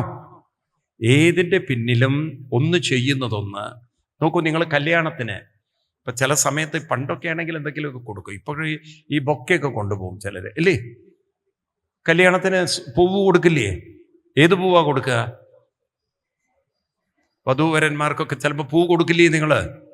കേരളത്തിൽ ആ സംസ്കാരം അങ്ങോട്ട് ആയിട്ടില്ല. മറ്റ് സംസ്ഥാനങ്ങളിലൊക്കെ ചെറിയ ബൊക്കെയൊക്കെ വാങ്ങിച്ച് കൊടുക്കും. ഇവിടെയുണ്ട്, ഇപ്പോൾ വന്നു തുടങ്ങി, അല്ലേ? ക്രിസ്ത്യൻ കല്യാണത്തിന് ധാരാളം കാണാതെ, ഇല്ലേ? പൂ വാങ്ങിച്ചു കൊടുക്കില്ലേ? ഏത് പൂവാ വാങ്ങിച്ചു കൊടുക്കുക? റോസാപ്പൂ. എന്താ ചെമ്പരത്തി കൊടുക്കാത്തത്? ഇപ്പൊ വീട്ടിൽ ധാരാളം ചെമ്പരത്തി പൂവുണ്ട്, അതിനെ കൊണ്ടൊരു ബൊക്കെയൊക്കെ ഉണ്ടാക്കി കല്യാണത്തിന് പോകുന്നു. നിങ്ങൾ ആ ചെമ്പരത്തി ബൊക്കെ അങ്ങോട്ട് കൊടുത്തു കഴിഞ്ഞാൽ എന്തായിരിക്കും അവിടെ ഉണ്ടാവുക? എന്തായിരിക്കും ഉണ്ടാവുക? കൊട്ടാരക്കരയിൽ ഒരു ദേവീക്ഷേത്രത്തിൽ ചെമ്പരത്തി പൂവാണ് അവിടുത്തെ അർച്ചന ചെയ്യുക. കൊട്ടാരക്കര, കൊല്ലം. അപ്പം എന്നെ ഒരു പ്രഭാഷണത്തിന് വിളിച്ചു. അപ്പം ഇവർ കൊട്ടും വേളമൊക്കെ ആയിട്ട് അകത്ത് കൊണ്ടുപോയി അവിടെ അകത്തൊക്കെ പ്രദക്ഷിണ തൊഴുത് വരുമ്പോൾ തിരുമേനി പാവം ഒരു പ്രസാദമൊക്കെ തന്നു. കൊച്ചു കൊച്ചു കൊച്ചു ആരെങ്കിലും പോയിട്ടും അറിയില്ല, ചെമ്പരത്തി പൂവാണ് അവിടെ പൂജിക്കെടുക്കുക. ചെറിയ കൊച്ചു, വളരെ ചെറുത്. ഞാൻ എന്ത് ചോദിച്ചാൽ ആ നല്ല കുങ്കുമൊക്കെ വെള്ളത്തിൽ അതൊക്കെ ഞാൻ നെറ്റി തൊട്ട് ഈ ചെമ്പരത്തി എടുത്ത് കാതിലും വെച്ചു, പ്രസാദമല്ലേ എന്നുള്ളത്. അത് കഴിഞ്ഞ് ഞാൻ ഓഡിയൻസിൻ്റെ ഇടയ്ക്ക് വരികയാണ്. എല്ലാവരും എന്നെ നോക്കി ചിരിക്കാൻ തുടങ്ങി. എനിക്ക് പിടികിട്ടിയില്ല ആദ്യം, കാരണം ഞാൻ അമ്പലത്തിൽ നിന്ന് വരുന്നത് വേറെ ഒന്നും ചിന്തയില്ല. പിന്നെയാണ് എനിക്ക് ക്ലിക്ക് ചെയ്ത് ആ ചിരിയുടെ സ്വഭാവം കണ്ടപ്പം ചെവിയിൽ ഈ ചെമ്പരത്തിയിട്ട് ഒരാൾ നിങ്ങളുടെ വീട്ടിൽ വന്നാൽ, അല്ലെങ്കിൽ നിങ്ങൾ കല്യാണത്തിന് ചെവിയിൽ ചെമ്പരത്തി വെച്ചിട്ട് പോകും, എന്താ തോന്നുന്നത് മറ്റുള്ളവർക്ക്? കാരണം നമ്മൾ ആ ചെമ്പരത്തിക്ക് സങ്കല്പിച്ചിരിക്കുന്നത് അത് വട്ടിൻ്റെ പൂവായിട്ടാണ് വെച്ചിരിക്കുന്നത്, ആണോ? റോസിനെ നമ്മൾ വെച്ചിരിക്കുന്നത് പ്രേമത്തിൻ്റെ അല്ലെങ്കിൽ ഒരു സന്തോഷത്തിന്റെ പൂവായിട്ടാണ് ഏതിനെ വെച്ചിരിക്കുന്നത്? റോസിനെ വെച്ചിരിക്കുന്നത്. അപ്പൊ ഓരോന്നിനും ഓരോരോ സങ്കല്പങ്ങളുണ്ട്. ഉണ്ടോ? പറയൂ. ഇതുപോലെയാണ് ഈ വിഗ്രഹങ്ങളുടെയൊക്കെ പിന്നിൽ ഒരു സങ്കല്പമുണ്ട്. അപ്പൊ ഇനി നമുക്ക് വിഷയത്തിലേക്ക് വരാം. ചതുർഭുജധാരിയായ വിഷ്ണു എന്താണ്? എന്തിൻ്റെ പ്രതീകമാണത്? എന്ത് സങ്കല്പമാണ്? 4 കൈകൾ, അത് പുരുഷാർത്ഥ പ്രതീകമാണ്. ഓർക്കണം, 4 കൈകൾ പുരുഷാർത്ഥ പ്രതീകമാണ്. ഇനിയിപ്പോൾ അത് പറഞ്ഞാൽ അർത്ഥാവുമോ? പുരുഷാർത്ഥം എന്ന് പറഞ്ഞാൽ എന്താണ്? ഇതൊക്കെ പഠിക്കണം നമ്മൾ, അല്ലാതെ എങ്ങനെയാണ് നമുക്ക് മനസ്സിലാവുക? പുരുഷാർത്ഥം എന്ന് പറഞ്ഞാൽ എന്താണ്? ധർമ്മ അർത്ഥ കാമ മോക്ഷം, ഇതിനെയാണ് പുരുഷാർത്ഥം എന്ന് പറയുക. ഭട്ടതിരിപ്പാട് നാരായണീയത്തിലെ ഫസ്റ്റ് ശ്ലോകത്തിൽ ആ പുരുഷാർത്ഥത്തെക്കുറിച്ച് പറയുന്നുണ്ട്, അല്ലേ? പുരുഷാർത്ഥത്തെക്കുറിച്ച് ഭട്ടതിരിപ്പാട് ഫസ്റ്റ് ശ്ലോകത്തിൽ പറയുന്നുണ്ട്. സാന്ദ്രാനന്ദാവബോധാത്മകമനുപമിതം കാലദേശാവധിഭ്യാം നിർമുക്തം നിത്യമുക്തം നിഗമശതസഹസ്രേണ നിർഭാസ്യമാനം അസ്പഷ്ടം ദൃഷ്ടമാത്രേ പുനരുരു പുരുഷാർത്ഥാത്മകം. ആ വാക്ക് അവിടെ ഉപയോഗിച്ചു. അപ്പൊ പുരുഷാർത്ഥം എന്ന് പറഞ്ഞാൽ ധർമ്മ അർത്ഥ കാമം. അതായത് ഒരു പുരുഷൻ എന്ന് പറഞ്ഞാൽ മനസ്സ് എന്നാണ് അർത്ഥം. ജീവാത്മാക്കളെയാണ് ഇവിടെ പുരുഷൻ എന്ന് പറയാം. പുരുഷൻ എന്ന് പറഞ്ഞാൽ ആണെന്നുള്ള അർത്ഥത്തിലല്ല. പലപ്പോഴും പുരുഷൻ സ്ത്രീ എന്ന വാക്കൊക്കെ ഉണ്ടല്ലോ, സംസ്കൃതത്തിൽ വേദാന്ത ശാസ്ത്രത്തിൽ ഉപയോഗിച്ചിരിക്കുന്നത് ആണ് പെണ്ണ് എന്ന സ്ഥൂല അർത്ഥത്തിലല്ല. അതുകൊണ്ടാണ് ഇതര മതക്കാരൊക്കെ പലപ്പോഴും ഇത് വായിച്ചിട്ട് അബദ്ധങ്ങൾ പറയുന്നത്. പുരുഷൻ എന്ന വാക്കിന് പുരത്തിൽ ശയിക്കുന്ന മനസ്സിനെയാണ് പുരീശൻ എന്ന് പറയാൻ. അതുകൊണ്ടാണ് പുരുഷമശ്നുതേ, പുരുഷൻ എന്നാൽ മനസ്സ് എന്നാണ് അർത്ഥം. അപ്പൊ മനസ്സ് കൈവരിക്കേണ്ടതാണ് പുരുഷാർത്ഥം. എന്താ കൈവരിക്കേണ്ടത്? ധർമ്മം കൈവരിക്കണം, അർത്ഥം കൈവരിക്കണം, കാമം കൈവരിക്കണം, മോക്ഷം കൈവരിക്കണം. അപ്പൊ എന്താണ് ധർമ്മം എന്നത്? ധർമ്മത്തിന്റെ പ്രതീകമാണ് ഇടത് കൈയില്, അവിടെ നിന്നാണ് തുടക്കം. അപ്പൊ ധർമ്മത്തിന്റെ പ്രതീകമാണ് ശംഖ്. ശംഖ് പ്രണവത്തിന്റെ പ്രതീകമാണ്. അതായത് ഒരാളുടെ ഏറ്റവും വലിയ ധർമ്മം എന്ന് പറയുന്നത് നാമജപ അനുഷ്ഠാനമാണ്. നാമജപം എന്ന് പറഞ്ഞാൽ വെറുതെ നാമം ജപിച്ചാൽ പോരാ. പ്രാണായാമം, ഓങ്കാരം, ജപം, ഇത് പരമമായ ധർമ്മമാണ്. ഇത് എൻ്റെ വാക്കുകളല്ല പറയുന്നത്. ഭാഗവതം പ്രഥമസ്കന്ധം 2-ാം അധ്യായത്തിൽ പറയും, സവൈ പുംസാം പരോ ധർമ്മോ യഥോ ഭക്തിരതോക്ഷതേ അഹൈതുക്യാ പ്രതിഹത ഏ ആത്മാ പരിതുഷ്യതി. അല്ലെങ്കിൽ ഏ ആത്മാ, ഇത് പ്രഥമസ്കന്ധത്തിൽ 2-ാം അധ്യായത്തില് 5-ാമത്തെ ശ്ലോകത്തിൽ വരുന്ന വാക്കാണ്. 5 or 6 ഇരിക്കണം. ഒരു ശ്ലോകം അങ്ങോട്ടും ഇങ്ങോട്ടും മാറാം. എന്താണ്? യഥോ വൈ പുരുഷൻ അല്ലല്ല, എന്താണ്? സവൈ പുംസാം പരോധർമ്മോ, ഏറ്റവും പരമമായ ധർമ്മമാണ് ഭക്തി അധോക്ഷരേ, ഭഗവാനിലുള്ള ഭക്തിയാണ് പരമധർമ്മം. അപ്പൊ ഭക്തി എങ്ങനെയുണ്ടാവുക? നാമത്തിൽ ആസക്തി ഉണ്ടെങ്കിലേ എന്ത് വരുള്ളൂ? ഭക്തി വരുള്ളൂ. അതെന്തിനാണ് നമ്മൾ നാമം ജപിക്കുന്നത്? നാമം ജപിക്കുമ്പോഴാണ് നമ്മുടെ ഉള്ളിൽ ഉറങ്ങിക്കിടക്കുന്ന പ്രതിഭ ഉണർന്നു വരിക, നമ്മുടെ ഉള്ളിൽ ഉറങ്ങിക്കിടക്കുന്ന മനോബലം ഉണർന്നു വരിക. അപ്പൊ നമ്മളിലെ മനോബലവും നമ്മളിലെ പ്രതിഭയും ഉണർത്താൻ ഏത് വേണം? നിങ്ങൾ ഡെയിലി നാമം ജപിച്ച് കുറെ കഴിഞ്ഞാൽ നിങ്ങൾ പ്രഭാഷകന്മാരായി ഉണ്ടാവും. തമാശയല്ല ഞാൻ പറയണത്, മനസ്സിലായില്ലേ? അങ്ങനെ ഒരു ട്രാൻസ്ഫോർമേഷൻ ആർക്കുണ്ടാവും? ഇപ്പൊ നിങ്ങളൊക്കെ ഒന്ന് ജപിക്കാൻ തുടങ്ങി നോക്കൂ, കുറെ കഴിഞ്ഞാൽ നിങ്ങൾക്ക് കാണാം നിങ്ങൾ വലിയ ആത്മീയ പ്രഭാഷണമൊക്കെ ആയിട്ട് നടക്കുന്നു. കാരണം നിങ്ങളുടെ ഉള്ളിലുള്ള പ്രതിഭ ഉണർന്നു വരാൻ തുടങ്ങും. അപ്പൊ അതിന് ചെറുപ്പത്തിൽ തന്നെ നിങ്ങൾ കണ്ടില്ലേ, ചില കുട്ടികളൊക്കെ നല്ല ജപിച്ച് നല്ല മിടുക്കന്മാരായിട്ട്. ഒരു ഇടക്കാലത്ത് അമൃത TV ഒരു ഉണ്ണിക്കുട്ടൻ ഉണ്ടായിരുന്നു, ഇല്ലേ? നല്ല പ്രഭാഷണമൊക്കെ ചെയ്യുന്ന, അല്ലേ? ധാരാളം ഒരു വേദിയിൽ ഞങ്ങൾ ഉണ്ടായിട്ടുണ്ട്. എന്ത് മിടുക്കനായിട്ട് അവൻ പറയുക, ഗംഭീരമായിട്ട് സംസാരിക്കും, അല്ലേ? ഉണ്ടോ ഇല്ലയോ? ഇതുപോലെ എത്ര കുട്ടികൾ. ചില കുട്ടികളൊക്കെ പ്രഭാഷണം ചെയ്യുന്നത് കേട്ട് കഴിഞ്ഞാൽ നമ്മളിങ്ങനെ കേട്ട് കോരിത്തരിച്ചിരുന്നു. അത്ര കഴിവും അത്ര അറിവും ഒക്കെ ഉള്ളത്. ഞാൻ കഴിഞ്ഞ ഒരു 6 മാസം മുമ്പ് എനിക്ക് കാലിക്കറ്റിനടുത്ത് സപ്താഹം ഉണ്ടായിരുന്നു, കാലിക്കറ്റ് യൂണിവേഴ്സിറ്റിയുടെ അടുത്ത്. ഒരു 5-ലോ 6-ലോ പഠിക്കുന്ന ഒരു പെൺകുട്ടി, കാലിക്കറ്റിൽ വന്നാണ്, 6-ലോ 7-ലോ പഠിക്കുന്ന കുട്ടി, ചെറിയൊരു കൊച്ചു പെണ്ണ്. അത് നാരായണീയം ബൈഹാർട്ടാണ്. അതിന് ഒരു ദശകെട്ടിട്ടൊരു അലക്കാണ് അവിടെ. എല്ലാം അത്ര ഗംഭീരായിട്ട്. ഇത് എവിടുന്ന ഈ കുട്ടിക്ക് ഇത് വരുന്നത്? ആ ചെറുപ്പത്തിലുള്ള അനുഷ്ഠാനം. ആ ഒരു മുത്തശ്ശിയുടെ കുട്ടിയുടെ അവരങ്ങനെ പരിശീലിപ്പിച്ചെടുത്ത് അത് പിന്നെ അങ്ങോട്ട് ഒഴുകി വരികയാണത്. അപ്പൊ നോക്കൂ, ഈ കഴിവ് ഒരാളിൽ മാത്രമല്ല, ഈ കഴിവ് എല്ലാവരിലും. പക്ഷെ നമ്മൾ എന്ത് ചെയ്തു? കാലത്തെണീറ്റ ട്യൂഷൻ ഈ മരുന്ന് കൊടുക്കുന്ന പോലെയാണ്. വൈകുന്നേരം വന്നാലും ഒടുക്കത്തെ ട്യൂഷനായിപ്പോയി. അതുകൊണ്ടോ കുട്ടികളുടെ ഉള്ളിലുള്ള പ്രതിഭയെ കാണാൻ അവർക്ക് പറ്റുന്നില്ല. ഈ കൃത്രിമമായിട്ട്, ഇത് പണ്ട് ഒരു കഥ പറയും, ഈ ലോകത്തില് ഏറ്റവും നല്ല പോലീസ് ഏതാണെന്ന് കണ്ടുപിടിക്കാൻ മത്സരങ്ങൾ നടക്കുകയായിരുന്നു.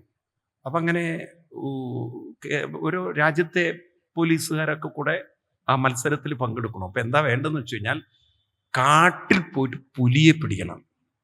ആരെ പിടിക്കണം? ഒരു പുലിയെ പിടിച്ചുകൊണ്ടാണ്. അത് അമേരിക്കൻ പോലീസിനെ ആദ്യം പറഞ്ഞയച്ചു. അവരെ ഒരു മണിക്കൂറിൻ്റെ ഉള്ളിൽ പുലിയെ പിടിച്ചു കൊണ്ടുവന്നു. റഷ്യൻ പോലീസ് പോയി 1/2 മണിക്കൂറിൻ്റെ ഉള്ളിൽ. പിന്നെ പറയാ കേരളത്തിലെ പോലീസാ പോയതെന്ന്. ഇവർ പോയിട്ട് കാണുന്നില്ല, ഒരു രക്ഷയില്ല. ഒരു ദിവസം കഴിഞ്ഞ് പിറ്റേ ദിവസം ഇവർ അന്വേഷിച്ച് കാട്ടിൽ പോയപ്പോണ്ട് ഇവരൊരു കൊരങ്ങനെ പിടിച്ച് കെട്ടി, പറയടാ ഞാൻ പുലിയാണ്, പറയടാ നീ പുലിയാണെന്ന്. ഇവർക്ക് പുലിയെ കിട്ടിയില്ല. അപ്പൊ ഇവരെന്ത് ചെയ്തു? കേരള പോലീസിനെ മോശമാക്കി പറയല്ല, പറഞ്ഞു വരുന്നത് വെച്ചാല് കള്ളനെ കിട്ടിയില്ലെങ്കിൽ കിട്ടിയവനെ കള്ളനാക്കി തൽക്കാലം മാറ്റുക. കുറെ കഴിഞ്ഞിട്ടാ മനസ്സിലാവും ഇവൻ കള്ളൻ അല്ലായിരുന്നു, കള്ളൻ വേറൊരുത്തനായിരുന്നു. ഇല്ലേ? ശരിയല്ലേ അത്? അപ്പോ ഇന്നിപ്പോ രാഷ്ട്രീയത്തിന്റെ അവസ്ഥ അതാണ്. ആ കണ്ണൂരൊക്കെ പോയി നോക്കൂ നിങ്ങൾ. ഈ വെട്ടിക്കൊല്ലുന്നവനൊന്നല്ല വെട്ടിക്കൊല്ലുന്നുണ്ടാവുക, അവൻ വെറും പാർട്ടിയുടെ പാവം അവനെ കൊടുത്തു വിട്ടതായിരിക്കും. അവന് ആ കൊലപാതകമായിട്ട് യാതൊരു ബന്ധവും ഉണ്ടാവില്ലേ. ഇവനെ ചെയ്യിച്ചത് വേറെ ചില ടീമുകളായിരിക്കും. ഇല്ലേ? അങ്ങനെ ഇല്ലേ? കുരങ്ങനെ പിടിച്ചിട്ട് പുലിയാക്കുന്നില്ലേ? പാർട്ടിക്ക് വേണ്ടി കൊല്ലാത്തവൻ കൊന്നു എന്ന് പറഞ്ഞ് ജയിലിൽ പോകുന്നുണ്ടോ? ഇല്ല എന്നൊന്നും നിങ്ങൾ പറയണ്ട. ഇവിടെയുണ്ട് കൊരങ്ങനെ പുലിയാക്കൽ സംവിധാനമൊക്കെ. ഉണ്ടോ? ഉണ്ടോ ഇല്ലയോ? രാഷ്ട്രീയ കൊലപാതകം മൊത്തം അങ്ങനെയല്ലേ? പോട്ടെ. അപ്പൊ ഇവിടെ നമ്മൾ എന്ത് ചെയ്യുകയാണ്? ഈ വിദ്യാഭ്യാസം ആ കുട്ടിയിലുള്ള തനതായ സർഗ പ്രതിഭയെ കാണാതെ എന്തോ അടിച്ചേൽപ്പിച്ചിട്ട് നീ എഞ്ചിനീയറാണ് പറയടാ, നീ എഞ്ചിനീയറാ, ഇവൻ അതിനായിരിക്കില്ലേ വന്നിട്ടുണ്ടാവുക. നീ ഡോക്ടറാണ് പറയും, നീ അത് ചെയ്യും. അത് കാണാം നിനക്ക്. എത്രയോ ഇന്ന് പല പ്രൊഫഷണൽ രംഗങ്ങളിലുള്ള ആളുകൾ ആ പ്രൊഫഷൻ അല്ല ചെയ്യുന്നത്. അവർ വേറെ ഏതെങ്കിലും പ്രൊഫഷണലായിരിക്കും അവർ സക്സസ്ഫുൾ ആയിട്ടുണ്ടാവുക. മനസ്സിലായില്ലേ? അവർ പഠിച്ചതൊന്നും ചെയ്യുന്നത് വേറെ. നിങ്ങൾ നോക്കൂ, കോഫി ഡേ എന്ന് പറഞ്ഞിട്ടൊരു കമ്പനി കേട്ടില്ലേ നിങ്ങൾ? കോഫി ഡേ കേട്ടിട്ടുണ്ടോ? അറിയില്ലേ? കർണാടകയിലാണത്. 30,000 കോടി രൂപയുടെ ആസ്തിയുള്ളൊരു കമ്പനിയാണ്. അതിൻ്റെ ഒരു MD ഉണ്ട്. അയാൾ ഇനി പഠിക്കാത്ത ഡിഗ്രി ഇല്ല, വിദേശത്തൊക്കെ പോയിട്ട്. ആ മനുഷ്യനാണ് മംഗലാപുരം വെള്ളത്തിൽ പോയി മുങ്ങി മരിച്ചത്. കാരണം 9,000 crores കടം വെച്ചിട്ട്. അപ്പം അദ്ദേഹത്തിൻ്റെ ഭാര്യയുണ്ട്, അവൾ വെറും ഡിഗ്രിക്കാരിയാണ്. വെറും ഡിഗ്രിക്കാരിയാണ്. അവളതൊക്കെ പഠിച്ചെടുത്ത് അവളുടെ ഒരു ഉപാസനയും, അവൾ നല്ല ഉപാസകയായിട്ടുള്ള ഒരു പെൺകുട്ടിയാണ്. ഇന്നിപ്പോൾ ആ കടമൊക്കെ തീർത്ത് ആ കമ്പനിയുടെ അസറ്റ് അങ്ങോട്ട് കൂടി. ഇപ്പം ഷെയർ നോക്കൂ നിങ്ങൾ, കോഫി ഡേയുടെ ഷെയർ നോക്കൂ. ഒരു 2 കൊല്ലം മുമ്പുള്ള ഷെയറും ഇപ്പോഴത്തെ പ്രൈസ് നോക്കൂ നിങ്ങൾ, എവിടെയാണ് മാറിയിരിക്കുന്നത്. അപ്പം ഇതിന് കഴിവും വിദ്യാഭ്യാസവും തമ്മിൽ പറയൂ നിങ്ങൾ, ഒരു ബന്ധവുമില്ല. ഞാനിത് പറയാൻ കാരണം നിങ്ങൾ ഈ അരിക്കച്ചവടം, മരക്കച്ചവടം, ഇതൊക്കെ ഈ മുസ്ലിം കമ്മ്യൂണിറ്റിയാണ് കൂടുതൽ. വലിയ വലിയ ഹോൾസെയിൽ ഇവർ ഈ കൈ മടക്കിക്കൊണ്ടൊക്കെയാണ് കച്ചവടം. നിങ്ങൾ കണ്ടിട്ടോ അറിയില്ല? ഒരു ടവല് മുകളിലിടും, ടവല് മുകളിലിട്ടിട്ട് കൈവിരൽ കൊണ്ട് അവർ കച്ചവടം ചെയ്യും. പറയുന്നത് ലാക്സിന്റെ ബിസിനസ്സാണ്. പക്ഷെ അവർക്ക് തമ്മിൽ അത് അറിയാൻ പറ്റുക, വിരലുകൾ പിടിക്കുന്നിടത്ത് എത്ര ലാക്സിന്റെ ആണെന്ന്. ഒരു വിദ്യാഭ്യാസവും ഉണ്ടാവില്ല, പക്ഷെ അവർക്കത് ചെയ്ത് അതിൻ്റെ ഒരു എക്സ്പേർട്ടിസം. ആണോ അല്ലയോ? നിങ്ങൾ പറയൂ, ആണോ? ശരിയാണോ ഞാൻ പറയണത്? ഈ കൈപുണ്യം എന്നത് MBA പഠിച്ചാൽ അല്ല, ഈ എന്താണ് ഹോട്ടൽ മാനേജ്മെന്റ് പഠിച്ചാൽ കിട്ടുമോ? നിങ്ങൾ പറയൂ. ഹോട്ടൽ മാനേജ്മെന്റ് പഠിച്ചിട്ട് ഷെഫായ ഒരുത്തനും നമ്മളെ വീട്ടിൽ ചിലപ്പം അമ്മ ഉണ്ടാക്കുന്ന ദോശ ഇഡ്ഡലിയും തമ്മിൽ ഏതിനായിരിക്കും രുചി ഉണ്ടാവുക? അമ്മ ഉണ്ടാക്കുന്നതായിരിക്കും. കാരണം അതിൻ്റെ കൂട്ട് കറക്റ്റായിട്ട് വന്നില്ലെങ്കിൽ ആ ദോശ അത്ര രുചി ഉണ്ടാവണമെന്നില്ല. ആണോ? അതിന് രുചി വരാനുണ്ട്. ഉണ്ടോ ഇല്ലയോ? നമ്മളതിന് കൈപുണ്യം എന്നൊരു വാക്കുണ്ട്. എന്താണ് അത്? ഏതെങ്കിലും ഇൻസ്റ്റിറ്റ്യൂഷനിൽ പഠിപ്പിച്ചു കൊടുക്കാൻ പറ്റുമോ? ഒരമ്മയ്ക്ക് മകൾക്ക് പറഞ്ഞു കൊടുക്കാൻ പറ്റുമോ? അവിടെ ഇരിക്കും, ഞാൻ നിനക്ക് കൈപുണ്യം പറഞ്ഞുതരാം. കൈപുണ്ണ് പറഞ്ഞു കൊടുക്കാം നിങ്ങൾക്ക്. ഏത് പറഞ്ഞു കൊടുക്കാൻ പറ്റില്ല? കൈപുണ്യം പറഞ്ഞു കൊടുക്കാൻ പറ്റില്ല. അത് സ്വയം ഉള്ളിൽ നിന്നും വരേണ്ടതാണ്. ചില വലിയ വലിയ വലിയ വലിയ ധാരണക്കാര്, കുക്കുമാരെ കണ്ടില്ലേ നിങ്ങൾ? കണ്ടില്ലേ? ഇത് അങ്ങോട്ട് വാരിയിട്ടു, ഇത് അങ്ങോട്ട് വാരിയിട്ടു, ഇത് ഇങ്ങോട്ട് വാരിയിട്ടു. അതിനെന്തൊരു രുചിയിരിക്കുന്ന സംഭവം. കാരണം എത്ര വാരിയിടണം എന്നുള്ളത്, ഉപ്പൊക്കെ എത്ര വാരിയിടണം എന്നുള്ളത് അവരുടെ ഉള്ളിൽ അങ്ങനെ ഉറച്ചിരിക്കുകയാണ്, അല്ലേ? എന്തൊരു അത്ഭുതമാണത്. നിങ്ങൾ എപ്പോഴെങ്കിലുമൊക്കെ സമയം കിട്ടുമ്പോഴേ യാത്രയൊക്കെ ചെയ്യണം. ഇപ്പൊ പുരി ജഗന്നാഥിലൊന്ന് പോകണം. പുരി ജഗന്നാഥ് ക്ഷേത്രത്തില് അവിടെ ഭഗവാൻ ഭോഗപ്രധാൻ 6 സമയം ഭഗവാന് നിവേദ്യമുണ്ട്. എത്ര? 6 times. 500-ലധികം അടുപ്പുകൾ അവിടെ ഭഗവാന്റെ അടുപ്പിന്റെ എന്താണ് ഭഗവാന്റെ, അതിനെ അവർ രസോയി എന്ന് പറയും ഹിന്ദിയിൽ. ഭഗവാന്റെ തിടപ്പള്ളി നമ്മളിവിടെ പറയും, ഇല്ലേ? അങ്ങനെയല്ലേ പറയാ? 600ഓളം അടുപ്പുണ്ട്. ഈ അടുപ്പുകളിലൊക്കെ 6 പ്രാവശ്യം നിവേദ്യം. എത്ര? അതെങ്ങനെ ഉണ്ടാക്കുക വെച്ചാൽ ഇവിടുത്തെ പോലെ പായസം മാത്രമല്ല, ചോറ്, പല കറികള്, പിന്നെ ഒരു സബ്ജി പറയും, നമ്മൾ ഉപ്പേരി പറയില്ലേ, മെഴുക്കുവരട്ടി പറയില്ലേ, അവിയൽ, തോരൻ പോലെ, ഇതൊക്കെ, പിന്നെ ഒരു പായസം.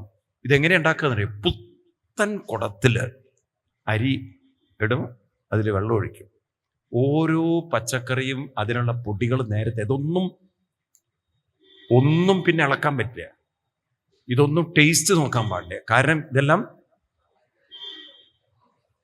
നിവേദിക്കാനുള്ളതാണ്. ഇപ്പൊ ടേസ്റ്റ് നോക്കാൻ പറ്റില്ല. പായസം വരെ ഒന്നിൻ്റെ മുകളിൽ ഒന്നിൻ്റെ മുകളിൽ ഒന്നിൻ്റെ മുകളിൽ കുടം വെച്ച് അങ്ങോട്ട് കത്തിക്കും. ഇതെല്ലാം കറക്റ്റ് പാകമായിട്ട് വന്നിട്ടുണ്ടാവും. കറക്റ്റ് പാകം. മനസ്സിലായില്ലേ? ഞാനിങ്ങനെ ആസ്വദിച്ച് കഴിച്ചിട്ടില്ലേ. ഞാൻ കഴിഞ്ഞ 2 ആഴ്ച മുമ്പ് ഞാൻ പുരി ജഗന്നാഥിലുണ്ടായിരുന്നു. ഒരു കാര്യത്തിന് വേണ്ടി എനിക്ക് പോകാനുണ്ടായിരുന്നു. അപ്പം അവിടെ ചെന്ന് എൻ്റെ കൂടെയും കുറച്ച് ആൾക്കാരുണ്ട്. ഞങ്ങൾ അവിടെ നിന്ന് ആ ഭക്ഷണം ഇപ്പോഴാണ്, ഈ പ്രാവശ്യം ഞാൻ അനവധി തവണ പോയിട്ടുണ്ടെങ്കിലും ഈ പ്രാവശ്യമാണ് അത് ആസ്വദിച്ചത്. ശരിക്കും ഭയങ്കരമായിട്ട്. ഇത്ര രുചി അതിനുണ്ടോ എന്നുള്ളത്. അത്ര രുചി മനസ്സിലാവുണ്ടോ? ഇത് പറഞ്ഞറിയിക്കാൻ പറ്റില്ല. ഇപ്പം രുചി നോക്കിയിട്ടില്ല, എല്ലാം വാരിയിട്ടിരിക്കുകയാണ്. അപ്പം അതിനൊരു കൈപ്പുണ്യം ഇല്ലേ? ഉണ്ടോ ഇല്ലയോ? നമ്മൾ അങ്ങനെ ഒന്നും ഇളക്കാതെ രുചി നോക്കാതെ ചിലപ്പോൾ ഇട്ട് കഴിഞ്ഞാൽ പിന്നെന്താ സംഭവിക്കുക പറയണോ? അപ്പോൾ പറഞ്ഞു വരുന്നത്, ചിലതെല്ലാം ഉള്ളിൽ ഉണ്ട്. അതിനെന്ത് ചെയ്യണം? അതിനാണ് ഓംകാരം, അതിനാണ് ജപം, അതിൻ്റെ പ്രതീകമാണ് ശംഖ്. അതാണ് ധർമ്മം. പിന്നെ അടുത്തത് എന്താണ്? ധർമ്മ അർത്ഥം. അർത്ഥം എന്ന് പറഞ്ഞാൽ സമ്പത്ത്. അതിൻ്റെ പ്രതീകമാണ് ഗദ. ഗദ കർമ്മത്തിൻ്റെ പ്രതീകമാണ്. കർമ്മം ചെയ്താലേ, പണിയെടുത്താലേ പൈസ സമ്പത്തുണ്ടാവും.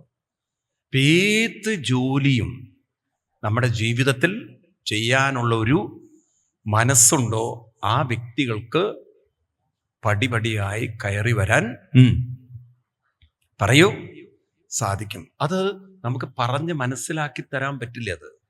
അത് അവനവൻ്റെ ജീവിതത്തിൽ അങ്ങോട്ട് കുട്ടികൾക്ക് പറഞ്ഞു കൊടുക്കേണ്ട ഒരു കാര്യം അതാണ്. ഇന്നിപ്പോൾ എല്ലാവർക്കും വലിയ ജോലി ആവശ്യമുള്ളൂ. പക്ഷെ ചെറുതിൽ നിന്ന് വേണം എവിടേക്കെത്താൻ? വലുതിലേക്കെത്താൻ. അപ്പം ആ ചെറുപ്പത്തിൽ തന്നെ ഏത് പ്രവൃത്തിയും ചെയ്യുന്നതിലൊരു രസം കണ്ടെത്തുന്നവർക്ക് പിന്നെ ഏത് ജോലി ചെയ്യാനും യാതൊരു വിഷമമുണ്ടാവില്ല. ഇത് നേരെ എൻജിനീയറിങ് കഴിഞ്ഞ് ജോലിക്ക് പോകുമ്പോൾ എന്താ അറിയോ? വീട്ടിൽ ഒരു സഹായം ചെയ്തിട്ടുണ്ടാവില്ല. അപ്പം ഇവന് ടെൻഷനായി, ഇവന് സ്ട്രെസ്സായി, ഇവന് വലിയ പ്രശ്നങ്ങളായി. കാരണം ജോലി ആസ്വദിച്ച് ജീവിച്ചിട്ടില്ല ആള്. അപ്പം അവിടെയും ഇതൊക്കെ ടെൻഷൻ വരുമ്പോൾ ആൾക്ക് സഹിക്കാൻ പറ്റുന്നില്ല. നേരെ മറിച്ച് ചെറുപ്പത്തിൽ തന്നെ ഏത് കാര്യം ചെയ്യുന്നതിലും ഒരു ആസ്വാദനം, ഒരു സന്തോഷം കണ്ടെത്തുന്നവർക്ക് അത്ര ടെൻഷൻ വളരെ ഉറക്കെ പറയൂ കുറവായിരിക്കും. ആണോ അല്ലയോ? ആണോ? ഞാൻ ഈ പ്രാവശ്യം നമ്മുടെ പ്രധാനമന്ത്രി നരേന്ദ്രമോദിജിയുടെ റിപ്പബ്ലിക് ഡേ ടോക്ക് കേൾക്കരുത്. നിങ്ങൾ കേൾക്കണം ഈ പ്രാവശ്യത്തെ.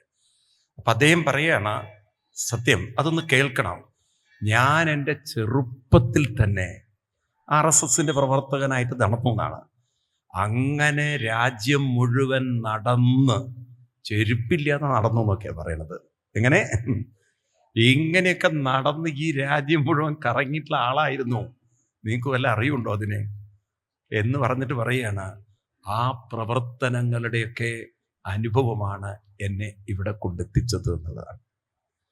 മനസ്സിലായില്ലേ? അപ്പം നേരെ അങ്ങോട്ട് കയറി വന്നാൽ അത് ഭരിക്കാൻ ശരിയാവില്ല.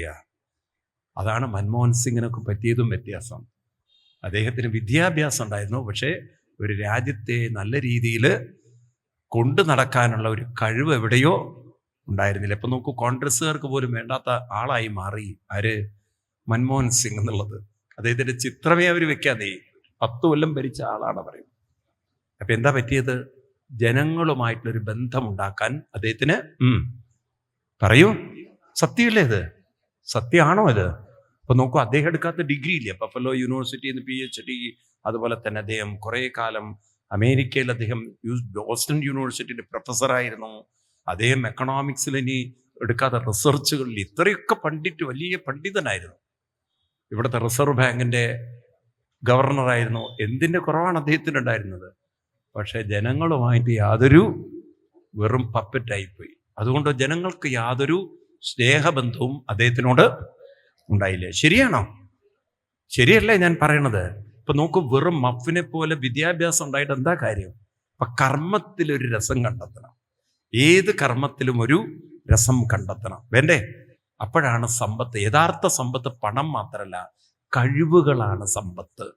കഴിവുള്ളവന് എവിടെയും സ്ഥാനമുണ്ട്. ഉണ്ടോ? ആണോ അല്ലയോ? നിങ്ങൾ നോക്കൂ, ഏറ്റവും നല്ല ഉദാഹരണം ഇപ്പോഴത്തെ പൊളിറ്റിക്സ് ആണ്. ശശി തരൂർ കോൺഗ്രസ്സുകാരനാണ്, പക്ഷെ അദ്ദേഹത്തിന്റെ ആ കമ്മ്യൂണിക്കേഷൻ സ്കില്ലും, അതല്ലേ പ്രധാനമന്ത്രി അദ്ദേഹത്തിനെ പല രാജ്യത്തിലേക്ക് അയച്ചത്. ആണോ അല്ലയോ? എന്നാൽ ഇവിടുന്ന് കുറെ പേര് അങ്ങോട്ട് പറഞ്ഞിട്ടുണ്ട്, വർത്തമാനം പറഞ്ഞാൽ തന്നെ എന്താ പറഞ്ഞതെന്ന് അറിയില്ല. ചിലപ്പം ഉദ്ദേശിച്ചതൊന്നും പറഞ്ഞ് അവതരിപ്പിക്കുമ്പോൾ വേറൊന്നുകൂടി മാറുന്ന ആളുകളാണുള്ളത്. ആണോ? ഒരു വിദ്വാൻ നമ്മുടെ നിയമസഭയിൽ പറഞ്ഞാണ്, നമുക്ക് സിലബസുകളൊക്കെ മാറ്റാറായിരുന്നു. അപ്പൊ വേറൊരു വിദ്വാൻ പറയും, ചില ബസ്സിലെ എല്ലാ ബസ്സും മാറ്റണം എന്ന്. സിലബസ് എവിടെ കിടക്കണോ, ബസ് എവിടെ കിടക്കണോ, മനസ്സിലായില്ലേ? അപ്പൊ സിലബസ് മാറ്റണം എന്ന് പറഞ്ഞപ്പോ പറയാണ്,